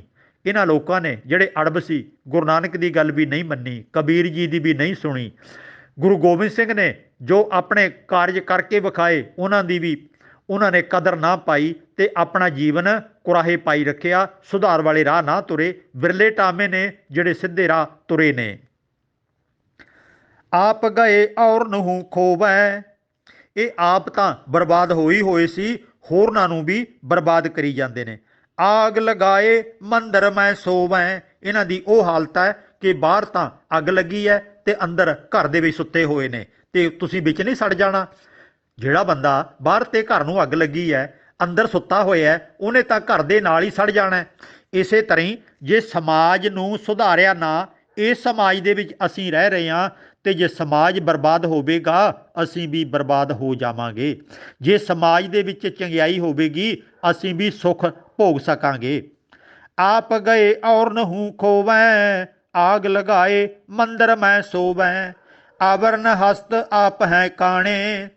ਇਹ ਅਜਿਹੇ ਮੂਰਖ ਲੋਕ ਨੇ, ਆਪ ਤਾਂ ਕਾਣੇ ਨੇ ਤੇ ਦੂਜਿਆਂ ਤੇ ਹੱਸਦੇ ਨੇ ਕਿ ਉਹਦੀ ਅੱਖ ਦੇ ਵੀ ਜਰਾ ਕੁ ਨੁਕਸ ਹੈ, ਉਹਦਾ ਚਿਹਰਾ ਮੋਹਰਾ ਜਰਾ ਕੁ ਠੀਕ ਨਹੀਂ ਹੈ, ਉਹਦੇ ਕੱਪੜੇ ਚੰਗੇ ਨਹੀਂ ਹੈਗੇ, ਉਹਦਾ ਚੱਲਣਾ ਉੱਠਣਾ ਬੈਠਣਾ ਵਧੀਆ ਨਹੀਂ ਹੈਗਾ। ਤੇ ਇਹ ਉਹਨਾਂ ਤੇ ਅਨੇਕਾਂ ਨੁਕਸ ਕੱਢਦੇ ਨੇ, ਪਰ ਇਹਨਾਂ ਦੇ ਅੰਦਰ ਆਪ ਕਿੰਨੇ ਨੁਕਸ ਨੇ ਇਹ ਉਧਰ ਪਾਸੇ ਧਿਆਨ ਹੀ ਨਹੀਂ ਦਿੰਦੇ। ਮਾਨੋ ਆਪ ਕਾਣੇ ਨੇ ਤੇ ਦੂਜਿਆਂ ਨੂੰ ਭੈਂਗੇ ਟੀਰੇ ਸੌ ਕੁਝ ਦੱਸਦੇ ਨੇ। ਆਵਰਨ ਹਸਤ ਆਪ ਹੈ ਕਾਣੇ ਤਿਨ ਕੋ ਦੇਖ ਕਬੀਰ ਲਜਾਨੇ। ਕਬੀਰ ਜੀ ਕਹਿੰਦੇ ਨੇ ਮੈਨੂੰ ਤਾਂ ਅਜਿਹੇ ਲੋਕਾਂ ਨੂੰ ਵੇਖ ਕੇ ਸ਼ਰਮ ਆਉਂਦੀ ਹੈ। ਕੀ ਆਖਾਂ ਇਹਨਾਂ ਨੂੰ, ਜਿਹੜੇ ਸਮਝਾਇਆ ਵੀ ਨਹੀਂ ਸਮਝਦੇ, ਸਿੱਧੇ ਰਾਹ ਪਾਉਣ ਦੇ ਬਾਵਜੂਦ ਵੀ ਇਹ ਸਿੱਧੇ ਰਾਹ ਨਹੀਂ ਚੱਲਦੇ, ਇਹਨਾਂ ਨੂੰ ਮੱਤ ਹੀ ਨਹੀਂ ਆਉਂਦੀ। ਇਹ ਭਾਈ ਮੂਰਖ ਲੋਕ ਨਿਰੰਕਾਰ ਨੂੰ ਯਾਦ ਨਹੀਂ ਕਰਦੇ, ਧਰਮੀ ਹੋਣ ਦੀਆਂ ਡੀਂਗਾਂ ਬਹੁਤ ਮਾਰਦੇ ਹਨ। ਅਜਿਹੇ ਲੋਕ ਸਮਝਾਇਆ ਵੀ ਨਹੀਂ ਸਮਝਦੇ, ਜੋ ਪਰਮੇਸ਼ਰ ਨੂੰ ਹੀ ਨਹੀਂ ਮੰਨਦੇ, ਵਿਕਾਰਾਂ ਵਿੱਚ ਗਰਕ ਹੋਏ ਹਨ, ਉਹਨਾਂ ਤੋਂ ਦੂਰ ਹੀ ਰਿਹਾ ਜਾਵੇ ਤਾਂ ਬਹੁਤ ਚੰਗਾ ਹੈ। ਖੁਦ ਰਾਈ ਜਿੰਨਾ ਪਰਉਪਕਾਰ ਨਹੀਂ ਕਰਦੇ, ਪਰ ਚੰਗੇ ਕੰਮ ਕਰਨ ਵਾਲਿਆਂ ਦਾ ਵਿਰੋਧ ਜ਼ਰੂਰ ਕਰਦੇ ਨੇ। ਇਹਨਾਂ ਦਾ ਸਾਰਾ ਜੀਵਨ ਢੰਗ ਹੀ ਗਲਤ ਹੁੰਦਾ ਹੈ। ਖੁਦ ਤਾਂ ਕੁਰਾਹੇ ਪਏ ਹੀ ਸੀ, ਦੂਜਿਆਂ ਨੂੰ ਵੀ ਕੁਰਾਹੇ ਪਾਉਣ ਦੀ ਪੂਰੀ ਕੋਸ਼ਿਸ਼ ਕਰਦੇ ਨੇ। ਸਦਾ ਮੰਦਾ ਬੋਲਦੇ ਨੇ, ਚੰਗੀ ਗੱਲ ਜਾਣਦੇ ਹੀ ਨਹੀਂ। ਨਿਰੰਕਾਰ ਦਾ ਆਖਿਆ ਵੀ ਇਹ ਲੋਕ ਨਹੀਂ ਮੰਨਦੇ, ਆਪਣੇ ਆਪ ਨੂੰ ਹੀ ਸਭ ਤੋਂ ਵੱਧ ਅਕਲਮੰਦ ਸਮਝਦੇ ਨੇ। ਖੁਦ ਬਰਬਾਦ ਹੋ ਜਾਂਦੇ ਨੇ ਤੇ ਹੋਰਨਾਂ ਨੂੰ ਵੀ ਬਰਬਾਦ ਕਰਦੇ ਨੇ। ਮਾਨੋ ਖੁਦ ਹੀ ਆਪਣੇ ਘਰ ਨੂੰ ਅੱਗ ਲਾ ਕੇ ਅੰਦਰ ਸੌਂ ਜਾਂਦੇ ਹਨ, ਫਿਰ ਤਾਂ ਮਰਨਾ ਹੀ ਹੋਇਆ। ਲੋਕਾਂ ਦੇ ਵਿੱਚ ਨੁਕਸ ਕੱਢ ਕੇ ਹੱਸਦੇ ਹਨ, ਪਰ ਖੁਦ ਅਨੇਕ ਬੁਰਾਈਆਂ ਨਾਲ ਭਰੇ ਪਏ ਨੇ। ਅਜਿਹੇ ਲੋਕਾਂ ਨੂੰ ਤਾਂ ਸ਼ਰਮ ਨਹੀਂ ਆਉਂਦੀ, ਪਰ ਮੈਨੂੰ ਕਬੀਰ ਨੂੰ ਤਾਂ ਇਹਨਾਂ ਨੂੰ ਮਿਲਣ ਤੇ ਇਹਨਾਂ ਨੂੰ ਵੇਖਣ ਤੇ ਬਹੁਤ ਸ਼ਰਮ ਆਉਂਦੀ ਹੈ। ਵਾਹ ਕਬੀਰ ਬਾਬਾ ਜੀ, ਵਾਹ, ਤੁਸੀਂ ਕਮਾਲ ਕਰ ਦਿੱਤੀ। ਕਿੰਨਾ ਜ਼ਬਰਦਸਤ ਵਿਅੰਗ ਕੀਤਾ ਹੈ। ਕਿਸੇ ਦੀ ਸ਼ਾਇਦ ਹੀ ਹਿੰਮਤ ਪਵੇ ਏਡੇ ਵੱਡੇ ਵਿਅੰਗ ਕਰਨ ਦੀ। ਆਓ ਸਾਰੇ ਰਲ ਕੇ ਇਹਨਾਂ ਵਿਅੰਗਾਂ ਤੇ ਹੱਸੀਏ। ਆਖੋ ਸਤਨਾਮ। ਹਸਤ ਖੇਲਤ ਤੇਰੇ ਦੇਹੁਰੇ ਆਇਆ। ਵਿਅੰਗ ਨੰਬਰ 37। ਇਹ ਸ਼ਬਦ ਕੁਝ ਇੱਕ ਕਥਾਵਾਚਕ ਜਿਹੜੇ ਕਿ ਜਰਾ ਅੰਦਰ ਹੌਸਲਾ ਰੱਖਦੇ ਨੇ, ਕਦੀ ਕਦਾਈ ਇਹਦੇ ਵਿੱਚੋਂ ਹਵਾਲਾ ਦੇ ਦਿੰਦੇ ਨੇ, ਪਰ ਸਾਰਾ ਸ਼ਬਦ ਸ਼ਾਇਦ ਹੀ ਕਿਸੇ ਨੇ ਅਰਥ ਕੀਤੇ ਹੋਣ ਸਟੇਜ ਦੇ ਉੱਤੇ। ਤੇ ਇੱਕ ਵਾਰੀ ਭਾਈ ਹਰਜਿੰਦਰ ਸਿੰਘ ਸ੍ਰੀਨਗਰ ਵਾਲੇ ਨੇ ਇੱਕ ਇਹ ਸ਼ਬਦ ਅਤੇ ਇਹਨਾਂ ਨਾਲ ਮਿਲਦੇ ਜੁਲਦੇ ਹੋਰ ਸ਼ਬਦ ਚੁਣ ਕੇ ਇੱਕ ਘੰਟੇ ਦੀ ਕੈਸਟ, ਉਦੋਂ ਫੀਤੇ ਵਾਲੀਆਂ ਕੈਸਟਾਂ ਹੁੰਦੀਆਂ ਸੀ, ਇਹ 1990-91 ਦੇ ਨੇੜੇ ਤੇੜੇ ਦੀ ਗੱਲ ਹੈ, ਉਹਨਾਂ ਨੇ ਇੱਕ ਕੈਸਟ ਜਾਰੀ ਕਰ ਦਿੱਤੀ ਜਿਹਦੇ ਵਿੱਚ ਪਖੰਡੀਆਂ ਦੇ ਪਾਜ ਉਘੇੜੇ ਗਏ ਨੇ। ਗੁਰਬਾਣੀ 'ਚੋਂ ਸ਼ਬਦ ਚੁਣ ਕੇ ਉਹ ਇਸ ਤਰ੍ਹਾਂ ਸੰਗਤਾਂ ਵਿੱਚ ਵੰਡ ਦਿੱਤੀ, ਪਹੁੰਚਾ ਦਿੱਤੀ। ਅਤੇ ਜਦੋਂ ਥਾਂ ਥਾਈਂ ਇਹ ਕੈਸਟ ਪਹੁੰਚੀ, ਹਾਹਾਕਾਰ ਮਚ ਗਈ, ਇੰਨਾ ਸ਼ੋਰ ਮਚਿਆ। ਕੁਝ ਸਮੇਂ ਤੋਂ ਬਾਅਦ ਭਾਈ ਹਰਜਿੰਦਰ ਸਿੰਘ ਨੂੰ ਇੱਕ ਤਰ੍ਹਾਂ ਦੀ ਸਹੁੰ ਖਾਣੀ ਪਈ ਕਿ ਮੁੜ ਕੇ ਮੈਂ ਇਹੋ ਜਿਹੀ ਗਲਤੀ ਨਹੀਂ ਕਰਾਂਗਾ, ਅਜਿਹੀ ਹੋਈ ਕੈਸਟ ਕਦੇ ਵੀ ਮੈਂ ਨਹੀਂ ਰਿਕਾਰਡ ਕਰਕੇ ਸੰਗਤਾਂ ਵਿੱਚ ਪਹੁੰਚਾਵਾਂਗਾ। ਅਤੇ ਉਸ ਤੋਂ ਬਾਅਦ ਭਾਈ ਜੀ ਮਿੱਠੇ ਮਿੱਠੇ ਸ਼ਬਦ ਹੀ ਗਾਉਂਦੇ ਰਹੇ, ਇਹੋ ਜਿਹੇ ਕੜਾਕੇਦਾਰ ਸ਼ਬਦ ਨਹੀਂ ਗਾਏ। ਕੋਈ ਵਿਰਲਾ ਹੈ ਜਿਹੜਾ ਅਜਿਹੇ ਸ਼ਬਦਾਂ ਦੀ ਕਥਾ ਜਾਂ ਕੀਰਤਨ ਕਰਦਾ, ਨਹੀਂ ਤਾਂ ਆਵੋ ਸੰਤ ਮਿਲੋ ਮੇਰੇ ਭਾਈ ਵਾਲੀਆਂ ਗੱਲਾਂ ਅਤੇ ਹੋਰ ਅਨੇਕਾਂ ਮਿੱਠੀਆਂ ਮਿੱਠੀਆਂ ਗੱਲਾਂ, ਜੋ ਮੰਗੈ ਠਾਕੁਰ ਆਪਣੇ ਤੇ ਸੋਈ ਸੋਈ ਦੇਵੈ, ਬਿਰਥੀ ਕਦੇ ਨਾ ਹੋਵਈ ਜਨ ਕੀ ਅਰਦਾਸ। ਅਜਿਹੇ ਸ਼ਬਦ ਚੁਣ ਕੇ ਕੁਝ ਉਹਨਾਂ ਦੇ ਕੀਰਤਨ, ਉਹਨਾਂ ਦੀ ਹੀ ਕਥਾ ਸਾਰੀਆਂ ਸਟੇਜਾਂ 'ਤੇ ਹੋ ਰਹੀ ਹੈ, ਰਿਕਾਰਡਿੰਗ ਕਰਕੇ ਲੋਕਾਂ ਤੱਕ ਪਹੁੰਚਾਈ ਜਾ ਰਹੀ ਹੈ। ਇਹ ਸਾਰਾ ਕੁਝ ਲੰਮੇ ਸਮੇਂ ਤੋਂ ਹੁੰਦਾ ਆ ਰਿਹਾ ਹੈ। ਖੈਰ, ਇਹ ਸ਼ਬਦ ਜਿਹੜਾ 476 ਪੰਨੇ ਦੇ ਉੱਤੇ ਸੁਭਾਏਮਾਨ ਹੈ, ਤੁਸੀਂ ਆਪ ਸਾਰਾ ਸ਼ਬਦ ਪੜ੍ਹਿਓ, ਫਿਰ ਗੱਲ ਬਣਨੀ ਹੈ, ਨਹੀਂ ਤਾਂ ਇੱਕ ਦੋ ਪੰਕਤੀਆਂ ਨਾਲ ਗੱਲ ਸਪਸ਼ਟ ਨਹੀਂ ਹੁੰਦੀ। ਕਬੀਰ ਜੀ ਕੀ ਕਹਿੰਦੇ ਨੇ, ਐਸੇ ਸੰਤ ਨ ਮੋਕੋ ਭਾਵੈ, ਡਾਲਾ ਸਿਉ ਭੇਡਾ ਗਟਕਾਵੈ ਰਹਾਓ। ਕਬੀਰ ਜੀ ਕਹਿੰਦੇ ਨੇ ਤੁਸੀਂ ਜਿਹਨੂੰ ਸੰਤ ਸੰਤ ਸੰਤ ਸਾਰਾ ਦਿਨ ਆਖੀ ਜਾਂਦੇ ਹੋ, ਮੈਨੂੰ ਤਾਂ ਇਹ ਸੰਤ ਚੰਗੇ ਨਹੀਂ ਲੱਗਦੇ। ਮੈਂ ਇਹਨਾਂ ਦੀ ਤਹਿ ਤੱਕ ਜਾਣਦਾ, ਮੈਂ ਇਹਨਾਂ ਧਰਮ ਸਥਾਨਾਂ ਦੇ ਵਿੱਚ ਤੇ ਰਹਿ ਕੇ ਇਹਨਾਂ ਦੀਆਂ ਕਰਤੂਤਾਂ ਨੂੰ ਚੰਗੀ ਤਰ੍ਹਾਂ ਵੇਖ ਲਿਆ। ਮੈਨੂੰ ਨਹੀਂ ਇਹ ਚੰਗੇ ਲੱਗਦੇ, ਇਹ ਤਾਂ ਸਮਾਜ 'ਤੇ ਬੋਝ ਨੇ, ਲੋਕਾਂ ਨੂੰ ਲੁੱਟ ਕੇ ਖਾ ਰਹੇ ਨੇ। ਕੀ ਕਰਦੇ ਨੇ, ਡਾਲਾ ਸਿਉ ਪੇਡਾ ਗਟਕਾਵੈ। ਬਾਕੀ ਲੋਕ ਤਾਂ ਰੁੱਖ ਨਾਲੋਂ ਫਲ ਤੋੜ ਕੇ ਖਾਂਦੇ ਨੇ ਅਤੇ ਇੱਕ ਸੁਭਾਵਿਕ ਕਿਰਿਆ ਹੈ, ਪਰ ਇਹ ਜਿਹੜੇ ਸੰਤ ਅਖਵਾਉਣ ਵਾਲੇ ਲੁਟੇਰੇ ਨੇ, ਇਹ ਤਾਂ ਮਾਨੋ ਪੂਰਾ ਰੁੱਖ ਹੀ ਹੜੱਪ ਕਰ ਜਾਂਦੇ ਨੇ। कले फल तोड़ के नहीं खाते, समेत रुख दे खा जाते ने। भाव के लोगों की जिंदगी तबाह कर देंगे ने। इन्हों कोई तरस कोई रहम नहीं है किसी के उत्ते। ते कबीर जी कहते ने, ऐसे संत न मोको भावैं, डालां स्यों पेडा गटकावैं। पहली पंक्ति, गज साढ़े तै तै धोतियां, तेरे पायन तग। इन्होंने कदे तां 3-3 3.5 गज दियां धोतियां पहन लईयां, ते कईयां ने 3 लड़ी वाले जंजू पहन लए, ते जिन्हां ने सोहणियां गलां च मालावां पहन लईयां, ते हत्थां च लिश्क दे लोटे पकड़ लए, ते फिर अपने आप ਨੂੰ ਇਹ ਸੰਤ ਅਖਵਾਉਂਦੇ ਨੇ, ਭਗਤ ਅਖਵਾਉਂਦੇ ਨੇ, ਮਹਾਂਪੁਰਖ ਤੇ ਬ੍ਰਹਮ ਗਿਆਨੀ ਅਖਵਾਉਂਦੇ ਨੇ। ਸਿੱਖਾਂ ਦੇ ਵਿੱਚ ਵੀ ਇਹ ਤਬਕਾ ਬਹੁਤ ਵੱਡੇ ਪੈਮਾਨੇ ਤੇ ਪੈਦਾ ਹੋ ਚੁੱਕਿਆ ਹੋਇਆ ਹੈ, ਤੇ ਨਾ ਸਮਝ ਲੋਕ ਗੁਰੂ ਦੀ ਸਿੱਖਿਆ ਨੂੰ ਛੱਡ ਕੇ ਇਹਨਾਂ ਦੇ ਪੈਰਾਂ 'ਚ ਲੰਮੇ ਪਏ ਆਮ ਦੇਖੇ ਜਾ ਸਕਦੇ ਨੇ। ਤੇ ਸਿੱਖਾਂ ਦੀ ਕਰੋੜਾਂ ਅਰਬਾਂ ਦੀ ਜ਼ਮੀਨ ਜਾਇਦਾਦ ਪੈਸਾ ਟਕਾ ਲੁੱਟ ਕੇ ਇਹਨਾਂ ਨੇ ਆਪਣੇ ਡੇਰਿਆਂ ਦੇ ਵਿੱਚ ਸਾਰੇ ਸੁੱਖ ਸਹੂਲਤਾਂ ਸਾਧਨ ਪ੍ਰਾਪਤ ਕਰ ਲਏ ਨੇ। 50-50 ਲੱਖ ਦੀਆਂ ਕਰੋੜ ਦੀਆਂ ਗੱਡੀਆਂ ਇਹਨਾਂ ਸਾਧਾਂ ਸੰਤਾਂ ਨੇ ਰੱਖੀਆਂ ਹੋਈਆਂ ਨੇ, ਤੇ ਚੇਲੇ ਇਹਨਾਂ ਦੇ ਪੈਰਾਂ 'ਚ ਲੰਮੇ ਪਏ ਨੇ। ਹੱਦ ਹੋ ਗਈ ਹੈ। ਗੁਰਬਾਣੀ ਕੀ ਕਹਿ ਰਹੀ ਹੈ ਤੇ ਅਸੀਂ ਕੀ ਕਰ ਰਹੇ ਹਾਂ। ਗਜ ਸਾਢੇ ਤੈ ਤੈ ਧੋਤੀਆਂ, ਤੇਰੇ ਪਾਇਨ ਤੱਗ। ਗਲੀ ਜਿਨ੍ਹਾਂ ਜਪਮਾਲੀਆਂ, ਲੋਟੇ ਹੱਥ ਨੇ ਬੱਗ। ਓਏ ਹਰ ਕੇ ਸੰਤ ਨ ਆਖੀਐ, ਬਾਨਾਰਸ ਕੇ ਠੱਗ। ਉਹ ਭਾਈ ਇਹਨਾਂ ਨੂੰ ਰੱਬ ਦੇ ਹਰੀ ਦੇ ਸੰਤ ਨਾ ਮੰਨਿਓ, ਜਿਨ੍ਹਾਂ ਨੇ ਇਹੋ ਜਿਹੇ ਪਹਿਰਾਵੇ ਪਾਏ ਨੇ, ਆਪਣੇ ਆਪ ਨੂੰ ਧਰਮੀ ਹੋਣ ਦਾ ਨਾਟਕ ਕਰਦੇ ਨੇ। ਇਹ ਤਾਂ ਬਨਾਰਸ ਦੇ ਠੱਗ ਨੇ, ਠੱਗ। ਤੇ ਅੱਜ ਤਾਂ ਭਾਵੇਂ ਅੰਮ੍ਰਿਤਸਰ ਦੇ ਠੱਗ ਵੀ ਕਹਿ ਲਓ, ਗੱਲ ਇੱਕੋ ਹੀ ਹੈ। ਜਿੰਨੇ ਵੱਡੇ ਧਰਮ ਸਥਾਨ ਉਨੇ ਵੱਡੇ ਉੱਥੇ ਠੱਗ ਬੈਠੇ ਨੇ। ਸ਼੍ਰੋਮਣੀ ਕਮੇਟੀ ਵੱਲੋਂ ਵੱਡੇ ਵੱਡੇ ਸਾਧਾਂ ਦੇ ਡੇਰਿਆਂ ਦੇ ਉੱਤੇ ਹੋਰ ਕੀ ਕੁਝ ਨਹੀਂ ਹੁੰਦਾ, ਅਖਬਾਰਾਂ ਦੇ ਵਿੱਚ ਬਹੁਤ ਕੁਝ ਆ ਚੁੱਕਿਆ ਹੋਇਆ। ਤੁਸੀਂ ਅੱਜ ਮੀਡੀਆ ਦਾ ਯੁੱਗ ਹੈ, ਬਹੁਤ ਕੁਝ ਨੈੱਟ ਦੇ ਉੱਤੋਂ ਵੇਖ ਪੜ੍ਹ ਸੁਣ ਸਕਦੇ ਹੋ ਕਿ ਇਹ ਵੱਡੇ ਵੱਡੇ ਠੱਗ ਨੇ ਜਿਹੜੇ ਧਰਮ ਦੇ ਚੋਲੇ ਪਾ ਕੇ ਸਾਨੂੰ ਲੁੱਟ ਰਹੇ ਨੇ। ਅਸੀਂ ਖੁਦ ਸਾਵਧਾਨ ਹੋਈਏ ਕਿ ਆਪਣੇ ਆਪ ਨੂੰ, ਆਪਣੀ ਦੌਲਤ ਨੂੰ ਇਹਨਾਂ ਦੇ ਹਵਾਲੇ ਨਾ ਕਰੀਏ। ਬਾਸਨ ਮਾਂਜ ਚਰਾਵੈਂ ਉੱਪਰ, ਕਾਠੀ ਧੋਏ ਜਲਾਵੈਂ। ਇਹ ਭਾਂਡੇ ਮਾਂਜ ਕੇ ਸਾਫ ਸੁਥਰੇ ਕਰਕੇ ਚੁੱਲ੍ਹੇ 'ਤੇ ਰੱਖਦੇ ਨੇ, ਤੇ ਇੰਨੇ ਸੁੱਚੇ ਬਣਦੇ ਨੇ, ਲੱਕੜੀਆਂ 'ਤੇ ਵੀ ਜਲ ਛਿੜਕ ਕੇ, ਭਾਵ ਕੇ ਲੱਕੜੀਆਂ ਨੂੰ ਵੀ ਧੋ ਕੇ ਰਸੋਈ 'ਚ ਲਿਆਉਂਦੇ ਨੇ ਕਿ ਅਸੀਂ ਤਾਂ ਬਹੁਤ ਪਵਿੱਤਰ ਇਨਸਾਨ ਹਾਂ। ਬਸੁੱਧਾ ਖੋਦ ਕਰੈਂ ਦੋਏ ਚੁੱਲ੍ਹੇ। ਧਰਤੀ ਨੂੰ ਖੋਦ ਕੇ ਪਵਿੱਤਰ ਥਾਂ ਦੇ ਉੱਤੇ ਇਹ ਚੁੱਲ੍ਹੇ ਬਣਾਉਂਦੇ ਨੇ, ਪਰ ਕਰਦੇ ਕੀ ਨੇ? ਸਾਰੇ ਮਾਣਸ ਖਾਵੈਂ। ਇਹ ਮਨੁੱਖਤਾ ਦਾ ਘਾਣ ਕਰ ਰਹੇ ਨੇ। ਮਾਨੋ ਅਭੋਲ ਲੋਕਾਂ ਦਾ ਖੂਨ ਪੀ ਰਹੇ ਨੇ, ਉਹਨਾਂ ਦੀ ਕਿਰਤ ਕਮਾਈ ਨੂੰ ਡੁਕਾਰ ਰਹੇ ਨੇ, ਤੇ ਕਈ ਵਾਰੀ ਤਾਂ ਉਹਨਾਂ ਦੀਆਂ ਨੂੰਹਾਂ ਧੀਆਂ ਨੂੰ ਵੀ ਆਪਣੇ ਡੇਰਿਆਂ 'ਚ ਆਪਣੀ ਹਵਸ ਦਾ ਸ਼ਿਕਾਰ ਬਣਾਉਂਦੇ ਨੇ। ਇਹ ਤਾਂ ਮਾਨੋ ਮਨੁੱਖਾਂ ਨੂੰ ਖਾ ਰਹੇ ਨੇ। ਅਸੀਂ ਸੋਚਿਆ ਹੀ ਨਹੀਂ ਕਿ ਇਹ ਲੋਕ ਕਿਸ ਮਿੱਟੀ ਦੇ ਬਣੇ ਹੋਏ ਨੇ, ਕਿਹੋ ਜਿਹੇ ਕੰਮ ਕਰ ਰਹੇ ਨੇ, ਤੇ ਅਖਵਾਉਂਦੇ ਆਪਣੇ ਆਪ ਨੂੰ ਸਾਰੇ ਕੀ ਨੇ। ਬਸੁੱਧਾ ਖੋਦ ਕਰੈਂ ਦੋਇ ਚੁੱਲ੍ਹੇ, ਸਾਰੇ ਮਾਣਸ ਖਾਵੈਂ।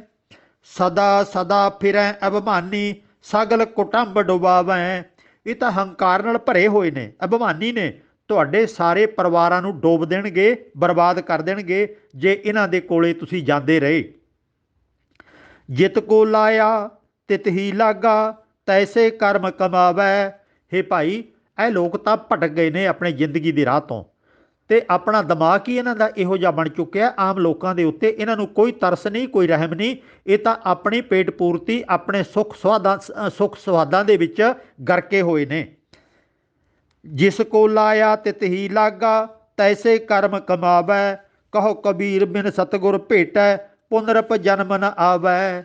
ਜਿਹੜਾ ਪ੍ਰਭੂ ਪਰਮਾਤਮਾ ਦੇ ਨਿਯਮ ਨੂੰ ਸਮਝ ਲੈਂਦਾ, ਆਪਣੇ ਗੁਰੂ ਦੀ ਸਿੱਖਿਆ ਹਿਰਦੇ 'ਚ ਵਸਾ ਲੈਂਦਾ, ਗਿਆਨਵਾਨ ਅਕਲਮੰਦ ਬਣ ਜਾਂਦਾ, ਤੇ ਫਿਰ ਉਹ ਇਹਨਾਂ ਦੇ ਚੱਕਰ 'ਚ ਨਹੀਂ ਪੈਂਦਾ। ਉਹ ਜਨਮ ਮਰਨ ਦਾ ਡਰ ਵੀ ਉਹਦੇ ਮਨਾਂ ਦੇ ਵਿੱਚੋਂ ਖਤਮ ਹੋ ਜਾਂਦਾ, ਜਿਹੋ ਜਿਹਾ ਡਰ ਪਾ ਕੇ ਇਹ ਸਾਧ ਆਪਣੀ ਪੂਜਾ ਕਰਵਾਉਂਦੇ ਨੇ। ਆਪਾਂ ਕੇਵਲ ਸੰਖੇਪ ਰੂਪ ਦੇ ਵਿੱਚ ਇੱਕ ਵਾਰੀ ਫਿਰ ਇਹਨਾਂ ਸ਼ਬਦਾਂ ਦੇ ਅਰਥ ਯਾਦ ਕਰ ਲਈਏ। ਹੇ ਭਾਈ, 3-3 ਗਜ ਦੀਆਂ ਧੋਤੀਆਂ ਪਹਿਨਣ ਵਾਲੇ, ਗਲ ਵਿੱਚ 3 ਲੜੀ ਦੇ ਜਨੇਊ ਪਹਿਨਣ ਵਾਲੇ, ਗਲਾਂ ਵਿੱਚ ਸੁੰਦਰ ਮਾਲਾ ਪਹਿਨਣ ਵਾਲੇ, ਹੱਥਾਂ ਵਿੱਚ ਚਮਕਦੇ ਲੋਟੇ ਲੈ ਕੇ ਚੱਲਣ ਵਾਲੇ, ਵੇਖਣਾ ਗਲਤੀ ਨਾ ਕਰ ਜਾਣਾ, ਇਹ ਲੋਕ ਧਰਮੀ ਨਹੀਂ ਹਨ। ਧਰਮ ਅਸਥਾਨਾਂ ਵਿੱਚ ਬੈਠੇ ਖਤਰਨਾਕ ਠੱਗ ਹਨ, ਜੋ ਆਮ ਲੋਕਾਂ ਨੂੰ ਧਰਮ ਦੀ ਆੜ ਵਿੱਚ ਲੁੱਟ ਕੇ ਖਾ ਰਹੇ ਹਨ। ਕਬੀਰ ਜੀ ਨੂੰ ਅਜਿਹੇ ਸੰਤ ਚੰਗੇ ਨਹੀਂ ਲੱਗਦੇ। ਹੋਰ ਲੋਕ ਤਾਂ ਰੁੱਖਾਂ ਦੇ ਫਲ ਖਾਂਦੇ ਹਨ, ਇਹ ਠੱਗ ਸੰਤ ਬਣੇ ਟਾਹਣੀਆਂ ਸਾਰਾ ਰੁੱਖ ਖਾ ਜਾਂਦੇ ਹਨ।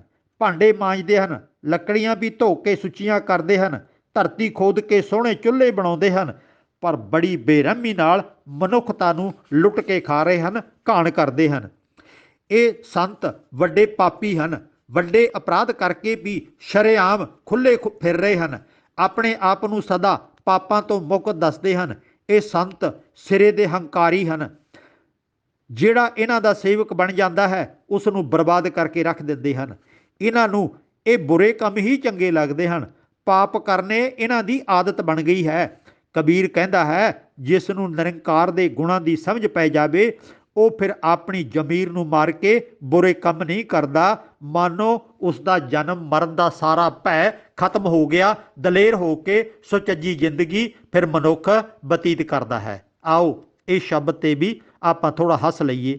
ਆਖੋ ਸਤਨਾਮ। ਹਸਤ ਖੇਲਤ ਤੇਰੇ ਦੇਹੁਰੇ ਆਇਆ। ਵਿਅੰਗ 38ਵਾਂ। ਜੋ ਅੱਗੇ ਮੈਂ ਵਿਅੰਗ ਦਿੱਤਾ ਹੈ ਇਹ ਸਾਰਾ ਗੁਰਬਾਣੀ ਦੇ ਸ਼ਬਦਾਂ 'ਤੇ ਆਧਾਰਿਤ ਹੈ। ਜਿਹੜੇ ਸ਼ਬਦ ਗੁਰਬਾਣੀ ਦੇ ਵਿੱਚ ਗੁਰੂ ਸਾਹਿਬ ਨੇ ਲਿਖੇ ਨੇ, ਅਜਿਹੇ ਸ਼ਬਦਾਂ ਦੀ ਕਥਾ ਜਾਂ ਕੀਰਤਨ ਘੱਟ ਤੋਂ ਘੱਟ ਹੋਏ ਹੈ। ਇਹਨਾਂ ਨੂੰ ਆਮ ਤੌਰ 'ਤੇ ਨਜ਼ਰ ਅੰਦਾਜ਼ ਹੀ ਕੀਤਾ ਗਿਆ ਹੈ। ਹੁਣ ਇਹ ਸਮਾਜ ਦੇ ਉੱਤੇ ਬਹੁਤ ਕਰਾਰੇ ਵਿਅੰਗ ਨੇ, ਅਤੇ ਜੇ ਗੁਰੂ ਸਾਹਿਬ ਭਗਤ ਸਾਹਿਬਾਨ ਅੱਜ ਤੋਂ 500 ਸਾਲ ਪਹਿਲਾਂ ਦੇ ਕਰੀਬ ਅਜਿਹਾ ਕੁਝ ਲਿਖ ਸਕਦੇ ਨੇ ਅਤੇ ਅਸੀਂ ਅੱਜ ਤੱਕ ਇਹਨਾਂ ਨੂੰ ਬੋਲਣ ਤੋਂ ਜਾਂ ਵਿਚਾਰਨ ਤੋਂ, ਸੰਗਤਾਂ ਤੱਕ ਪਹੁੰਚਾਉਣ ਤੋਂ ਕਿਉਂ ਡਰਦੇ ਆ ਰਹੇ ਹਾਂ। 500 ਸਾਲ ਬੀਤ ਜਾਣ ਦੇ ਬਾਵਜੂਦ ਵੀ ਅਸੀਂ ਇਹਨਾਂ ਨੂੰ ਪੜ੍ਹਨ ਅਤੇ ਪੜ੍ਹਾਉਣ ਦੀ ਹਿੰਮਤ ਨਹੀਂ ਕਰ ਸਕੇ। ਹੋਰ ਪ੍ਰੈਕਟੀਕਲ ਤੌਰ 'ਤੇ ਜੀਵਨ ਜਿਉਣ ਦਾ ਤਾਂ ਬਹੁਤ ਦੂਰ ਦਾ ਮਸਲਾ ਹੈ। ਆਓ ਆਪਾਂ ਇਹਨਾਂ ਸ਼ਬਦਾਂ ਨੂੰ ਪੜ੍ਹਨਾ ਹੈ ਅਤੇ ਕੇਵਲ ਟੂਕ ਮਾਤਰ ਵੀ ਮੈਂ ਅਰਥ ਕਰਾਂਗਾ, ਕਿਉਂਕਿ ਨਹੀਂ ਤਾਂ ਇਹਦੇ 'ਤੇ ਟਾਈਮ ਜ਼ਿਆਦਾ ਲੱਗ ਜਾਂਦਾ। ਬਹੁਤਾ ਟਾਈਮ ਅੱਜ ਕੱਲ੍ਹ ਸਰੋਤਿਆਂ ਨੂੰ ਕਈ ਵਾਰੀ ਬੋਰੀਅਤ ਮਹਿਸੂਸ ਕਰਨ ਲੱਗ ਪੈਂਦਾ। ਕੇਵਲ ਸੰਕੇਤ ਮਾਤਰ ਹੀ ਆਪਾਂ ਕਰਾਂਗੇ। ਪਾਤੀ ਤੋਰੈ ਮਾਲਣੀ ਪਾਤੀ ਪਾਤੀ ਜੀਓ। ਮਾਲੀ ਮਾਲਣ ਬਾਗ ਦੇ ਵਿੱਚੋਂ ਫੁੱਲ ਪੱਤੇ ਤੋੜਦੇ ਨੇ, ਪਰ ਸਾਰੇ ਫੁੱਲ ਪੱਤਿਆਂ ਦੇ ਵਿੱਚ ਜਿੰਦ ਜਾਨ ਹੈ। ਜਿਸ ਪਾਹਨ ਕੋ ਪਾਤੀ ਤੋਰੈ ਸੋ ਪਾਹਨ ਨਿਰਜੀਓ। ਜਿਸ ਪੱਥਰ ਵਾਸਤੇ ਇਹ ਫੁੱਲ ਪੱਤੇ ਤੋੜੇ ਜਾਂਦੇ ਨੇ ਉਹ ਪੱਥਰ ਤਾਂ ਨਿਰਜਿੰਦ ਹੈ। ਭੁੱਲੀ ਮਾਲਣੀ ਹੈ ਏਓ। ਇਹ ਮਾਲੀ ਵਗੈਰਾ ਭੁੱਲ ਗਏ ਨੇ, ਕੁਰਾਹੇ ਪੈ ਗਏ ਨੇ। ਸਤਿਗੁਰ ਜਾਗਤਾ ਹੈ ਦਿਓ। ਸਾਡਾ ਰੱਬ ਤਾਂ ਜਾਗਦਾ ਹੈ, ਜਿਹੜਾ ਸਾਡੇ ਅੰਦਰ ਵਸਦਾ ਹੈ। ਬਰਮ ਪਾਤੀ ਬਿਸਨ ਡਾਰੀ ਫੂਲ ਸ਼ੰਕਰ ਦਿਓ। ਇਹ ਜਿਹੜੇ ਫੁੱਲ ਪੱਤੇ ਆਦਿਕ ਨੇ ਇਹ ਸਾਰੇ ਹੀ ਰੱਬ ਦਾ ਰੂਪ ਨੇ। ਇਹਨਾਂ ਦੇ ਵਿੱਚ ਵੀ ਰੱਬ ਦਾ ਨਿਯਮ ਕੰਮ ਕਰਦਾ ਹੈ, ਕਿਉਂਕਿ ਭਾਰਤੀ ਸੰਸਕ੍ਰਿਤੀ ਪੁਰਾਤਨ ਪੁਰਾਣਿਕ ਕਥਾਵਾਂ ਦੇ ਵਿੱਚ ਬ੍ਰਹਮਾ ਨੂੰ ਸ੍ਰਿਸ਼ਟੀ ਕਰਤਾ ਅਤੇ ਵਿਸ਼ਨੂੰ ਨੂੰ ਪਾਲਣ ਵਾਲਾ ਅਤੇ ਸ਼ਿਵਜੀ ਨੂੰ ਖਤਮ ਕਰਨ ਵਾਲਾ ਮੰਨਿਆ ਗਿਆ। ਉਹ ਸਾਰਾ ਨਿਯਮ ਇਹਨਾਂ ਬਨਸਪਤੀ ਦੇ ਵਿੱਚ ਅਤੇ ਜੀਵਾਂ ਦੇ ਵਿੱਚ ਸਾਰੇ ਕਿਤੇ ਕਾਇਮ ਹੈ। ਇਹਦਾ ਮਤਲਬ ਤਿੰਨੇ ਦੇਵਤੇ ਮਾਨੋ ਸਾਡੇ ਵਿੱਚ ਹੀ ਮੌਜੂਦ ਨੇ, ਹੋਰ ਕਿਤੇ ਬਾਹਰ ਭਾਲੇ ਜਾਣ ਦੀ ਲੋੜ ਨਹੀਂ ਹੈ। ਬਰਮ ਪਾਤੀ ਬਿਸ਼ਨ ਡਾਰੀ ਫੂਲ ਸ਼ੰਕਰ ਦਿਓ। ਤੀਨ ਦੇਵ ਪ੍ਰਤੱਖ ਤੋਰੈ ਕਰੈ ਕਿਸ ਕੀ ਸਿਓ। ਭਾਈ ਤਿੰਨ ਦੇਵਤਿਆਂ ਨੂੰ ਤਾਂ ਤੂੰ ਪੂਰੀ ਤਰ੍ਹਾਂ ਤੋੜੀ ਜਾਂਦਾ ਅਤੇ ਸੇਵਾ ਕਿਹਦੀ ਕਰੇਗਾ ਫਿਰ ਜਾ ਕੇ? ਪੱਥਰ ਦੀ। ਪਾਖਾਨ ਗਾੜ ਕੈ ਮੂਰਤ ਕੀਨੀ ਦੇ ਕੈ ਛਾਤੀ ਪਾਓ। ਪੱਥਰ ਤਾਂ ਛਾਤੀ 'ਤੇ ਪੈਰ ਰੱਖ ਕੇ ਘੜ ਕੇ ਮੂਰਤੀ ਤਿਆਰ ਕਰ ਦਿੱਤੀ ਹੈ। ਜੇ ਇਹ ਮੂਰਤ ਸੱਚੀ ਹੈ ਤਾਂ ਗੜਨਹਾਰੇ ਖਾਓ। ਜੇ ਮੂਰਤ ਸੱਚੀ ਹੁੰਦੀ, ਰੱਬ ਹੁੰਦੀ, ਜਿਉਂਦੀ ਹੁੰਦੀ ਤਾਂ ਜਿਹਨੇ ਛਾਤੀ 'ਤੇ ਪੈਰ ਰੱਖਿਆ, ਛੈਣੀ ਅਤੇ ਹਥੌੜੀ ਚਲਾਈ ਹੈ, ਉਹਨੂੰ ਖਾ ਜਾਂਦੀ ਇਹ। ਪਰ ਅਜਿਹਾ ਨਹੀਂ ਹੋਇਆ। ਭਾਤ ਪਹਿਤ ਅਰਲਾਪਸੀ ਕਰ ਕਰਾ ਕਾ ਸਾਰ। ਬਹੁਤ ਸਾਰੇ ਪਦਾਰਥ ਬਣਾ ਕੇ ਮੂਰਤੀ ਨੂੰ ਅਰਪਣ ਕਰਦੇ ਹੋ ਤੁਸੀਂ। ਭੋਗਨਹਾਰੇ ਭੋਗਿਆ ਇਸ ਮੂਰਤ ਕੈ ਮੁਖਸ਼ਾਰ। ਉਹ ਖਾਣ ਵਾਲਾ ਪੁਜਾਰੀ ਭਾਈ ਸਾਰਾ ਕੁਝ ਖਾ ਗਿਆ, ਇਸ ਮੂਰਤੀ ਨੂੰ ਤਾਂ ਸਵਾਹ ਮਿਲੀ ਹੈ, ਮਿੱਟੀ ਮਿਲੀ ਹੈ, ਕੁਛ ਵੀ ਨਹੀਂ ਮਿਲਿਆ ਇਹਨੂੰ ਤਾਂ। ਮਾਲਣ ਭੁੱਲੀ ਜਗ ਭੁਲਾਨਾ ਹਮ ਭੁਲਾਣੇ ਨਾ ਹੈ। ਮਾਲੀ ਭੁੱਲ ਗਿਆ, ਸਾਰਾ ਸੰਸਾਰ ਭੁੱਲ ਗਿਆ, ਪਰ ਅਸੀਂ, ਕਬੀਰ ਜੀ ਕਹਿੰਦੇ ਨੇ, ਅਸੀਂ ਨਹੀਂ ਭੁੱਲਾਂਗੇ। ਕਹੋ ਕਬੀਰ ਹਮ ਰਾਮ ਰਾਖੇ ਕਿਰਪਾ ਕਰ ਹਰ ਰਾਏ। ਹੇ ਕਬੀਰ ਜੀ ਨੂੰ ਤਾਂ ਰੱਬ ਨੇ ਰੱਖ ਲਿਆ, ਇਹਨਾਂ ਤੋਂ ਬਚਾ ਲਿਆ, ਬੁੱਧੀ ਆ ਗਈ, ਸਮਝ ਆ ਗਈ, ਇਸ ਕਰਕੇ ਇਹਨਾਂ ਪੁਜਾਰੀਆਂ ਦਾ ਖਹਿੜਾ ਛੱਡ ਦਿੱਤਾ, ਮੂਰਤੀਆਂ ਦਾ, ਪਖੰਡਾਂ ਦਾ ਤਿਆਗ ਕਰ ਦਿੱਤਾ। 479 ਨੰਬਰ ਪੰਨਾ। ਅੱਗੇ ਜੀਵਤ ਪਿਤਰ ਨਾ ਮਾਨੈ ਕਉ ਮੂੰਹੇ ਸਰਾਧ ਕਰਾਹੀਂ। ਜਿਉਂਦੇ ਬਜ਼ੁਰਗਾਂ ਨੂੰ ਮੰਨਦਾ ਕੋਈ ਨਹੀਂ, ਸੇਵਾ ਨਹੀਂ ਕਰਦਾ ਤੇ ਮੁਰਦਿਆਂ ਦੀ ਮਰਨ ਤੋਂ ਬਾਅਦ ਸਰਾਧ ਕਰਾਉਂਦੇ ਨੇ। ਪਿਤਰ ਵੀ ਬੱਪਰੇ ਕਉ ਕਿਉਂ ਪਾਵੈ ਕਊਆ ਕੂਕਰ ਖਾਹੀਂ। ਪਿਤਰਾਂ ਦੇ ਨਿਮਿੱਤ ਜਿਹੜਾ ਖਾਣਾ ਬਾਹਰ ਸੁੱਟਦੇ ਨੇ ਉਹ ਤਾਂ ਕਾਂ ਕੁੱਤੇ ਖਾਂਦੇ ਨੇ ਭਾਈ। ਮੋਕੋ ਕੁਸਲ ਬਤਾਵੋ ਕੋਈ, ਮੈਨੂੰ ਦੱਸੋ ਕੋਈ ਸੁਖ ਸਾਂਦ ਕਿੱਥੇ ਹੈ, ਚੜ੍ਹਦੀ ਕਲਾ ਕਿੱਥੇ ਹੈ। ਕੁਸਲ ਕੁਸਲ ਕਰਤੇ ਜਗ ਬਿਨਸੈ, ਕੁਸਲ ਵੀ ਕੈਸੇ ਹੋਈ। ਸਭ ਅਰਦਾਸਾਂ ਕਰੀ ਜਾਂਦੇ ਹੋ, ਚੜ੍ਹਦੀ ਕਲਾ, ਦਾਨ ਪੁੰਨ, ਮੂਰਤੀਆਂ ਦੀ ਪੂਜਾ ਤੇ ਹੋਰ ਦੇਵੀ ਦੇਵਤਿਆਂ ਦੀ ਪੂਜਾ ਕਰੀ ਜਾਂਦੇ ਹੋ ਤੇ ਪਿਤਰਾਂ ਨੂੰ ਅੰਨ ਦਾਣਾ ਵੀ ਪਹੁੰਚਾਈ ਜਾਂਦੇ ਹੋ, ਪਰ ਤੁਹਾਡਾ ਸਮਰਿਆ ਤੇ ਕੁਝ ਵੀ ਨਹੀਂ, ਮਰਦੇ ਜਾ ਰਹੇ ਹੋ, ਬਰਬਾਦ ਹੁੰਦੇ ਜਾ ਰਹੇ ਹੋ। ਮਾਟੀ ਕੇ ਕਰ ਦੇਵੀ ਦੇਵਾ ਤਿਸ ਆਗੈ ਜੀਓ ਦੇਹੀ। ਮਿੱਟੀ ਦੇ ਦੇਵੀ ਦੇਵਤੇ ਬਣਾ ਕੇ ਉਹਦੇ ਅੱਗੇ ਕੁਰਬਾਨੀਆਂ ਦਿੰਦੇ ਹੋ, ਬਲੀ ਦਿੰਦੇ ਹੋ ਤੁਸੀਂ। ਐਸੇ ਪਿਤਰ ਤੁਮਹਾਰੇ ਕਈਆਂ ਆਪਨ ਕਹਿਆ ਨਾ ਲੇਹੀ। ਤੁਹਾਡੇ ਦੇਵਤੇ, ਤੁਹਾਡੇ ਪਿਤਰ ਇਹੋ ਜਿਹੇ ਨੇ ਜਿਹੜੇ ਖੁਦ ਮੰਗ ਕੇ ਕੁਝ ਵੀ ਨਹੀਂ ਖਾ ਸਕਦੇ, ਕੁਝ ਵੀ ਨਹੀਂ ਲੈ ਸਕਦੇ। ਜਿਹੜਾ ਪੁਜਾਰੀ ਨੇ ਕਹਿ ਦਿੱਤਾ ਉਹ ਉਹਨਾਂ ਦੇ ਨਾਮ ਤੇ ਤੁਸੀਂ ਦੇਈ ਜਾਂਦੇ ਹੋ। ਸਰਜੀਓ ਕਾਟੈ ਨਿਰਜੀਓ ਪੂਜੈ ਅੰਤ ਕਾਲ ਕੋ ਭਾਰੀ। ਜਿਉਂਦੇ ਜੀਵਾਂ ਨੂੰ ਕੱਟਦੇ ਨੇ, ਵੱਢਦੇ ਨੇ ਤੇ ਜਿਹੜੇ ਨਿਰਜਿੰਦ ਨੇ, ਪੱਥਰ ਦੇ ਟੁਕੜੇ ਨੇ, ਉਹਨਾਂ ਦੀ ਪੂਜਾ ਕਰਦੇ ਨੇ। ਇਹ ਪਾਗਲਪਣ ਨਹੀਂ ਤਾਂ ਹੋਰ ਕੀ ਹੈ। ਤੁਹਾਡਾ ਜਿਹੜਾ ਭਵਿੱਖ ਹੈ, ਤੁਹਾਡਾ ਅੰਤਲਾ ਸਮਾਂ ਹੈ, ਉਹ ਤੁਹਾਡਾ ਬਰਬਾਦ ਹੋ ਰਿਹਾ ਹੈ। ਰਾਮ ਨਾਮ ਕੀ ਗਤ ਨਹੀਂ ਜਾਣੀ ਭੈ ਡੂਬੇ ਸੰਸਾਰੀ। ਰੱਬ ਦੇ ਨਿਯਮਾਂ ਨੂੰ ਸਮਝਿਆ ਹੀ ਨਹੀਂ। ਇਹ ਲੋਕ ਤਾਂ ਸੰਸਾਰੀ ਨੇ ਜਿਹੜੇ, ਇਹ ਤਾਂ ਡਰ ਦੇ ਵਿੱਚ ਡੁੱਬੇ ਹੋਏ ਨੇ, ਭਾਵ ਕਿ ਡਰਦੇ ਮਾਰੇ ਸਾਰੇ ਪੁੱਠੇ ਕੰਮ ਕਰੀ ਜਾ ਰਹੇ ਨੇ, ਕਿਉਂਕਿ ਪੁਜਾਰੀ ਨੇ ਲਾ ਦਿੱਤਾ ਇੱਧਰ। ਦੇਵੀ ਦੇਵਾ ਪੂਜੈ ਡੋਲੈ ਪਾਰ ਬ੍ਰਹਮ ਨਹੀਂ ਜਾਣਾ। ਦੇਵੀਆਂ ਦੇਵਤਿਆਂ ਦੀ ਪੂਜਾ ਕਰਦੇ ਨੇ, ਰੱਬ ਬਾਰੇ ਜਾਣਦੇ ਹੀ ਨਹੀਂ। ਕਹਿਤ ਕਬੀਰ ਅਕਲ ਨਹੀਂ ਚੇਤਿਆ ਵਿਖਿਆ ਸਿਉ ਲਪਟਾਨਾ। ਉਹ ਅਕਾਲ ਪੁਰਖ ਚੇਤਿਆ ਹੀ ਨਹੀਂ, ਜ਼ਹਿਰ ਰੂਪੀ ਪਦਾਰਥਾਂ ਨੂੰ ਚਿੰਬੜ ਗਿਆ ਇਨਸਾਨ। ਪੰਨਾ 332। ਐਸੇ ਅਚਰਜ ਦੇਖਿਓ ਕਬੀਰ ਦਦ ਕੈ ਭੋਲੇ ਬਰੋਲੇ ਨੀਰ। ਰਹਾਓ। ਕਬੀਰ ਜੀ ਕਹਿੰਦੇ ਨੇ ਮੈਂ ਤਾਂ ਬੜਾ ਅਚਰਜ ਵੇਖਿਆ। ਦੁੱਧ ਦੇ ਬਹਾਨੇ, ਦੁੱਧ ਦੇ ਭੁਲੇਖੇ ਪਾਣੀ ਨੂੰ ਰੜਕੀ ਜਾਂਦੇ ਨੇ ਲੋਕ। ਹਰੀ ਅੰਗੂਰੀ ਗਧਾ ਚਰੈ।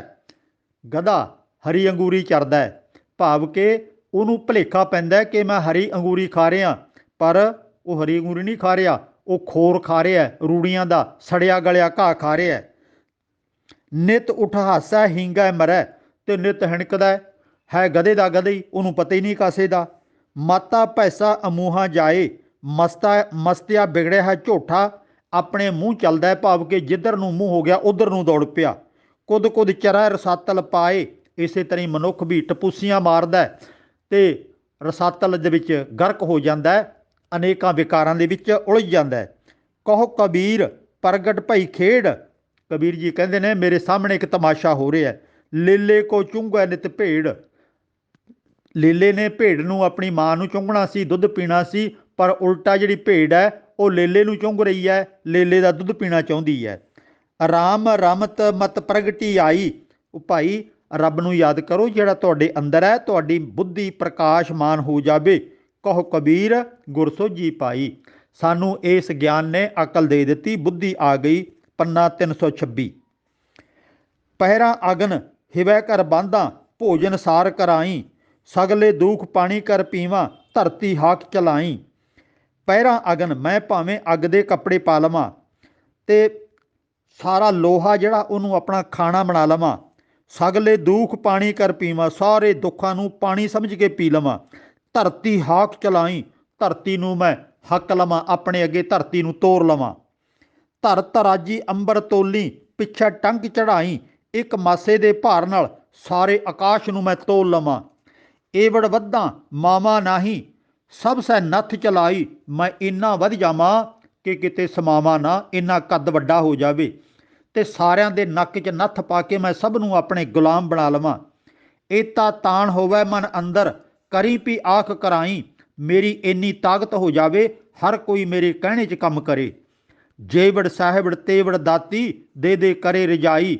ਨਾਨਕ ਨਦਰ ਕਰੇ ਜਿਸ ਉੱਪਰ ਸੱਚ ਨਾਮ ਵਡਿਆਈ। ਉਹ ਨਿਰੰਕਾਰ ਇੰਨਾ ਵੱਡਾ ਹੈ, ਉਹਦਾ ਅੰਤ ਨਹੀਂ ਪਾਇਆ ਜਾ ਸਕਦਾ। ਮਨੁੱਖ ਭਾਵੇਂ ਕਿੰਨਾ ਵੱਡਾ ਆਪਣੇ ਆਪ ਨੂੰ ਬਣਾ ਲਵੇ, ਪਰ ਉਹ ਕੁਦਰਤ ਦਾ, ਕਾਦਰ ਦਾ ਮੁਕਾਬਲਾ ਨਹੀਂ ਕਰ ਸਕਦਾ। ਨਾਨਕ ਨਦਰ ਕਰੇ ਜਿਸ ਉੱਪਰ ਸੱਚ ਨਾਮ ਵਡਿਆਈ। ਸੱਚਾਈ ਦੇ ਮਾਰਗ 'ਤੇ ਮਨੁੱਖ ਨੂੰ ਚੱਲਣਾ ਚਾਹੀਦਾ ਹੈ। 147 ਪੰਨਾ। ਅੱਗੇ ਪੜ੍ਹ ਪੁਸਤਕ ਸੰਧਿਆ ਬਾਦੰ। ਬੜੀਆਂ ਪੁਸਤਕਾਂ ਲੋਕੀ ਪੜ੍ਹਦੇ ਨੇ, ਬਾਦ ਵਿਵਾਦ ਕਰਦੇ ਨੇ।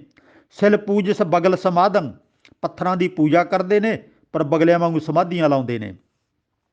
ਮੁੱਖ ਝੂਠ ਬਭੂਖਣ ਸਾਰੰਗ, ਮੂੰਹ ਤੋਂ ਝੂਠ ਬੋਲਦੇ ਨੇ ਪਰ ਝੂਠ ਨੂੰ ਬਣਾ ਸਮਾਰ ਕੇ ਪੇਸ਼ ਕਰਦੇ ਨੇ ਵੀ ਲੋਕਾਂ ਨੂੰ ਸੱਚ ਲੱਗੇ। ਤੈ ਪਾਲ ਤਿਹਾਲ ਵਿਚਾਰੰਗ, ਤਿੰਨਾਂ ਪੰਗਤੀਆਂ ਵਾਲੀ ਉਹ ਮੰਤਰ ਪੜ੍ਹਦੇ ਨੇ। ਗਲਮਾਲਾ ਤਿਲਕ ਲਲਾਟੰਗ, ਗਲ 'ਚ ਮਾਲਾ ਪਾਈ ਹੈ ਤੇ ਮੱਥੇ ਤੇ ਤਿਲਕ ਲਾਇਆ। ਦੋ ਧੋਤੀ ਬਸਤਰ ਕਪਾਟੰਗ, ਦੋ ਕੱਪੜੇ ਧੋਤੀ ਆਦਿਕ, ਇੱਕ ਸਿਰ ਤੇ ਇੱਕ ਧੋਤੀ, ਦੋ ਕੱਪੜੇ ਪਹਿਨੇ ਨੇ। ਜੇ ਜਾਣਸ ਬ੍ਰਹਮੰ ਕਰਮੰ ਸਭ ਫੋਕਟ ਨਹੀਂ ਚੋ ਕਰਮੰ, ਜੇ ਤੁਸੀਂ ਭਾਈ ਜਾਣਦੇ ਹੁੰਦੇ ਕਿ ਰੱਬ ਨੂੰ ਖੁਸ਼ ਕਰਨ ਦਾ ਕੀ ਤਰੀਕਾ ਹੈ ਤਾਂ ਇਹ ਸਾਰੇ ਫੋਕਟ ਕੰਮ ਨੇ ਜਿਹੜੇ ਤੁਹਾਨੂੰ ਛੱਡ ਦੇਣੇ ਚਾਹੀਦੇ ਸੀ। ਕਹੋ ਨਾਨਕ ਨਹੀਂ ਚੋ ਧਿਆਵੈ, ਬਿਨ ਸਤਿਗੁਰ ਵਾਟ ਨਾ ਪਾਵੈ। ਉਸ ਅਕਾਲ ਪੁਰਖ ਵਾਹਿਗੁਰੂ ਜਿਹੜਾ ਸਾਡੇ ਅੰਦਰ ਹੈ ਉਹਨੂੰ ਧਿਆਈਏ ਤੇ ਗਿਆਨ ਤੋਂ ਬਿਨਾਂ ਇਹ ਜ਼ਿੰਦਗੀ ਦਾ ਮਾਰਗ ਰਸਤਾ ਨਹੀਂ ਮਿਲਦਾ। ਪੰਨਾ 470। ਅੱਗੇ ਭੈਰੋਂ ਭੂਤ ਸੀਤਲਾ ਧਾਵੈ, ਖਰ ਬਾਹਨ ਉਹ ਚਾਰ ਉਡਾਵੈ। ਭੈਰੋਂ ਭੂਤਨਾ ਬਣ ਕੇ ਸੀਤਲਾ ਦੇ ਪਿੱਛੇ ਪੈ ਗਿਆ ਤੇ ਸੀਤਲਾ ਖੋਤੇ ਦੀ ਸਵਾਰੀ ਕਰਦੀ ਹੈ। ਉਹ ਧੂੜਾਂ ਪਟਦਾ ਹੋਇਆ ਖੋਤਾ ਦੌੜਿਆ ਤੇ ਸੀਤਲਾ ਉੱਤੇ ਬੈਠ ਕੇ ਭੂਤ ਭੈਰੋਂ ਤੋਂ ਬਚਣ ਵਾਸਤੇ ਚੱਲ ਪਈ। ਹੋਂ ਤੋਂ ਏ ਕਰ ਮਈਆ ਲੇਹੋਂ, ਨਾਮਦੇਵ ਜੀ ਕਹਿੰਦੇ ਨੇ ਮੈਂ ਤਾਂ ਭਾਈ ਇੱਕੋ ਰੱਬ ਨੂੰ ਮੰਨਦਾ, ਆਨ ਦੇਵ ਬਦਲਾਵਨ ਦੇਵੋਂ ਰਹਾਓ, ਮੈਂ ਸਾਰੇ ਦੇਵੀਆਂ ਦੇਵਤੇ ਇੱਕ ਰੱਬ ਦੇ ਵੱਟੇ ਛੱਡ ਦਿੱਤੇ ਨੇ। ਸ਼ਿਵ ਸ਼ਿਵ ਕਰਤੇ ਜੋ ਨਰ ਧਿਆਵੈ, ਜਿਹੜਾ ਸ਼ਿਵ ਜੀ ਨੂੰ ਧਿਆਉਂਦਾ ਸ਼ਿਵ ਸ਼ਿਵ ਕਹਿੰਦਾ। ਬੜਦ ਚੜ੍ਹੈ ਡੋਰੂ ਟਮਕਾਵੈ, ਤੇ ਸ਼ਿਵ ਜੀ ਆਪ ਬਲਦ ਤੇ ਚੜ੍ਹਿਆ ਡੋਰੂ ਵਜਾਉਂਦਾ। ਉਹਦੇ ਚੇਲੇ ਵੀ ਤਾਂ ਫਿਰ ਇਹੋ ਹੀ ਕੰਮ ਕਰ ਸਕਦੇ, ਇਦੋਂ ਵੱਡਾ ਹੋਰ ਕੀ ਕਰਨਗੇ। ਮਹਾਮਾਈ ਕੀ ਪੂਜਾ ਕਰੈ, ਮਹਾਮਾਈ ਦੇਵੀ ਦੀ ਜਿਹੜੇ ਲੋਕੀ ਪੂਜਾ ਕਰਦੇ ਨੇ ਨਰਸੈ ਨਾਰ ਹੋਏ ਅਵਤਰੈ। ਇੱਥੇ ਭਾਵ ਹੈ ਕਿ ਜਿਵੇਂ ਔਰਤ ਸੁੰਦਰ ਹੈ ਗੁਣਵਾਨ ਹੈ ਉਹ ਸਭ ਪੂਰਾ ਬਰਾਬਰ ਇਨਸਾਨ ਹੈ, ਪਰ ਜੰਗ ਯੁੱਧ ਦੇ ਵਿੱਚ ਉਹ ਸਰੀਰਕ ਤੌਰ 'ਤੇ ਕਮਜ਼ੋਰ ਹੈ। ਇਸ ਕਰਕੇ ਮਨੁੱਖਾਂ ਦੇ ਵਿੱਚੋਂ ਜਿਹੜੀ ਤਾਕਤ ਹੈ ਭਾਈ, ਜੇ ਔਰਤ ਦੀ ਪੂਜਾ ਕਰੋਗੇ ਤਾਂ ਤੁਸੀਂ ਵੀ ਕਮਜ਼ੋਰੀ ਨੂੰ ਪ੍ਰਾਪਤ ਕਰੋਗੇ। ਤੁਸੀਂ ਇਸ ਤਰ੍ਹਾਂ ਦੇ ਕੰਮ ਨਾ ਕਰੋ, ਉਹਦੀ ਜ਼ਿੰਮੇਵਾਰੀ ਆਪਣੀ ਹੈ ਤੇ ਤੁਹਾਡੀ ਜ਼ਿੰਮੇਵਾਰੀ ਆਪਣੀ ਹੈ। ਤੁਸੀਂ ਆਪਣੀ ਤਾਕਤ ਨੂੰ ਤੇ ਆਪਣੀ ਸਿਆਣਪ ਨੂੰ ਬਰਕਰਾਰ ਰੱਖੋ। ਤੂੰ ਕਹੀ ਅਤੀ ਆਦ ਭਵਾਨੀ, ਮੁਕਤ ਕੀ ਬਰੀਆ ਕਹਾਂ ਛਪਾਨੀ। ਤੁਸੀਂ ਕਹਿੰਦੇ ਹੋ ਕਿ ਇਹ ਆਦ ਤੋਂ ਅੰਤ ਤੱਕ ਸਾਡੀ ਰੱਖਿਆ ਕਰਨ ਵਾਲੀ ਹੈ, ਪਰ ਇਹ ਤਾਂ ਵਿਚਾਰੀ ਆਪ ਮੁਕਤੀ ਲੱਭਦੀ ਫਿਰਦੀ ਹੈ, ਤਾਂ ਛੁਪ ਗਈ ਜਾ ਕੇ ਪਹਾੜਾਂ ਦੇ ਵਿੱਚ।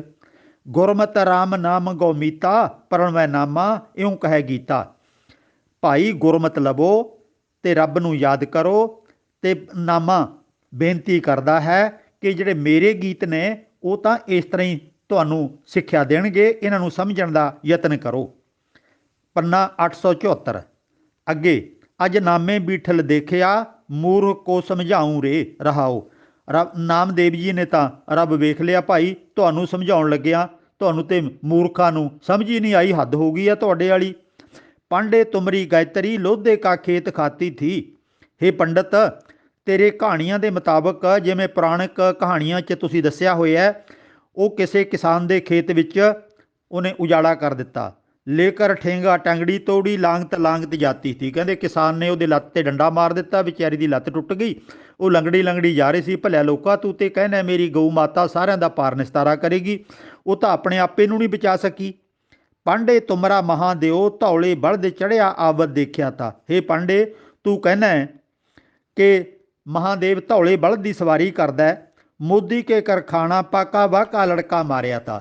ਇੱਕ ਇਨਸਾਨ ਨੇ, ਸੇਵਾਦਾਰ ਨੇ, ਕਹਿੰਦੇ ਨੇ ਸ਼ਿਵ ਜੀ ਨੂੰ ਪ੍ਰਸ਼ਾਦਾ ਛਕਾਇਆ, ਉਹ ਪੂਰੀ ਸੇਵਾ ਨਾ ਕਰ ਸਕਿਆ, ਕਹਿੰਦੇ ਸਰਾਪ ਦੇ ਕੇ ਉਹਦਾ ਲੜਕਾ ਹੀ ਮਾਰ ਦਿੱਤਾ। ਉਹ ਭਲਿਆ ਇਹੋ ਜਿਹੀਆਂ ਕਹਾਣੀਆਂ ਕਿਉਂ ਜੋੜੀ ਜਾਂਦਾ ਆਪਣਿਆਂ ਨਾਲ ਤੁਸੀਂ। ਪਾਂਡੇ ਤੁਮਰਾ ਰਾਮਚੰਦ ਸੋ ਵੀ ਆਵਤ ਦੇਖਿਆ ਥਾ। ਪੰਡਿਤ ਜੀ, ਮੈਂ ਤੁਹਾਡੇ ਰਾਮਚੰਦਰ ਬਾਰੇ ਵੀ ਜਾਣਦਾ ਹਾਂ, ਪੜ੍ਹ ਲਿਆ ਹਾਂ। ਰਾਵਣ ਸੇਤੀ ਸਰਬਰ ਹੋਈ, ਘਰ ਕੀ ਜੋਏ ਗਮਾਈ ਥੀ। ਰਾਵਣ ਦੇ ਨਾਲ ਲੜਾਈ ਹੋਈ ਤੇ ਸੀਤਾ ਰਾਵਣ ਲੈ ਗਿਆ। ਇਹ ਕਿਹੜੀਆਂ ਕਹਾਣੀਆਂ ਨੇ ਜਿਹੜੀਆਂ ਸਾਨੂੰ ਸੁਣਾਈ ਜਾਂਦਾ? ਸਾਨੂੰ ਕੀ ਮਤ ਦੇਣਗੀਆਂ ਇਹ ਕਹਾਣੀਆਂ?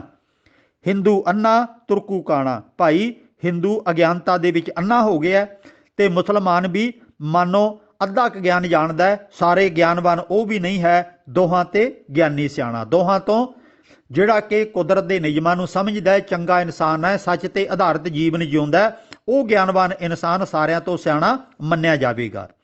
ਹਿੰਦੂ ਪੂਜੇ ਦੇਹਰਾ, ਮੁਸਲਮਾਨ ਮਸੀਤ।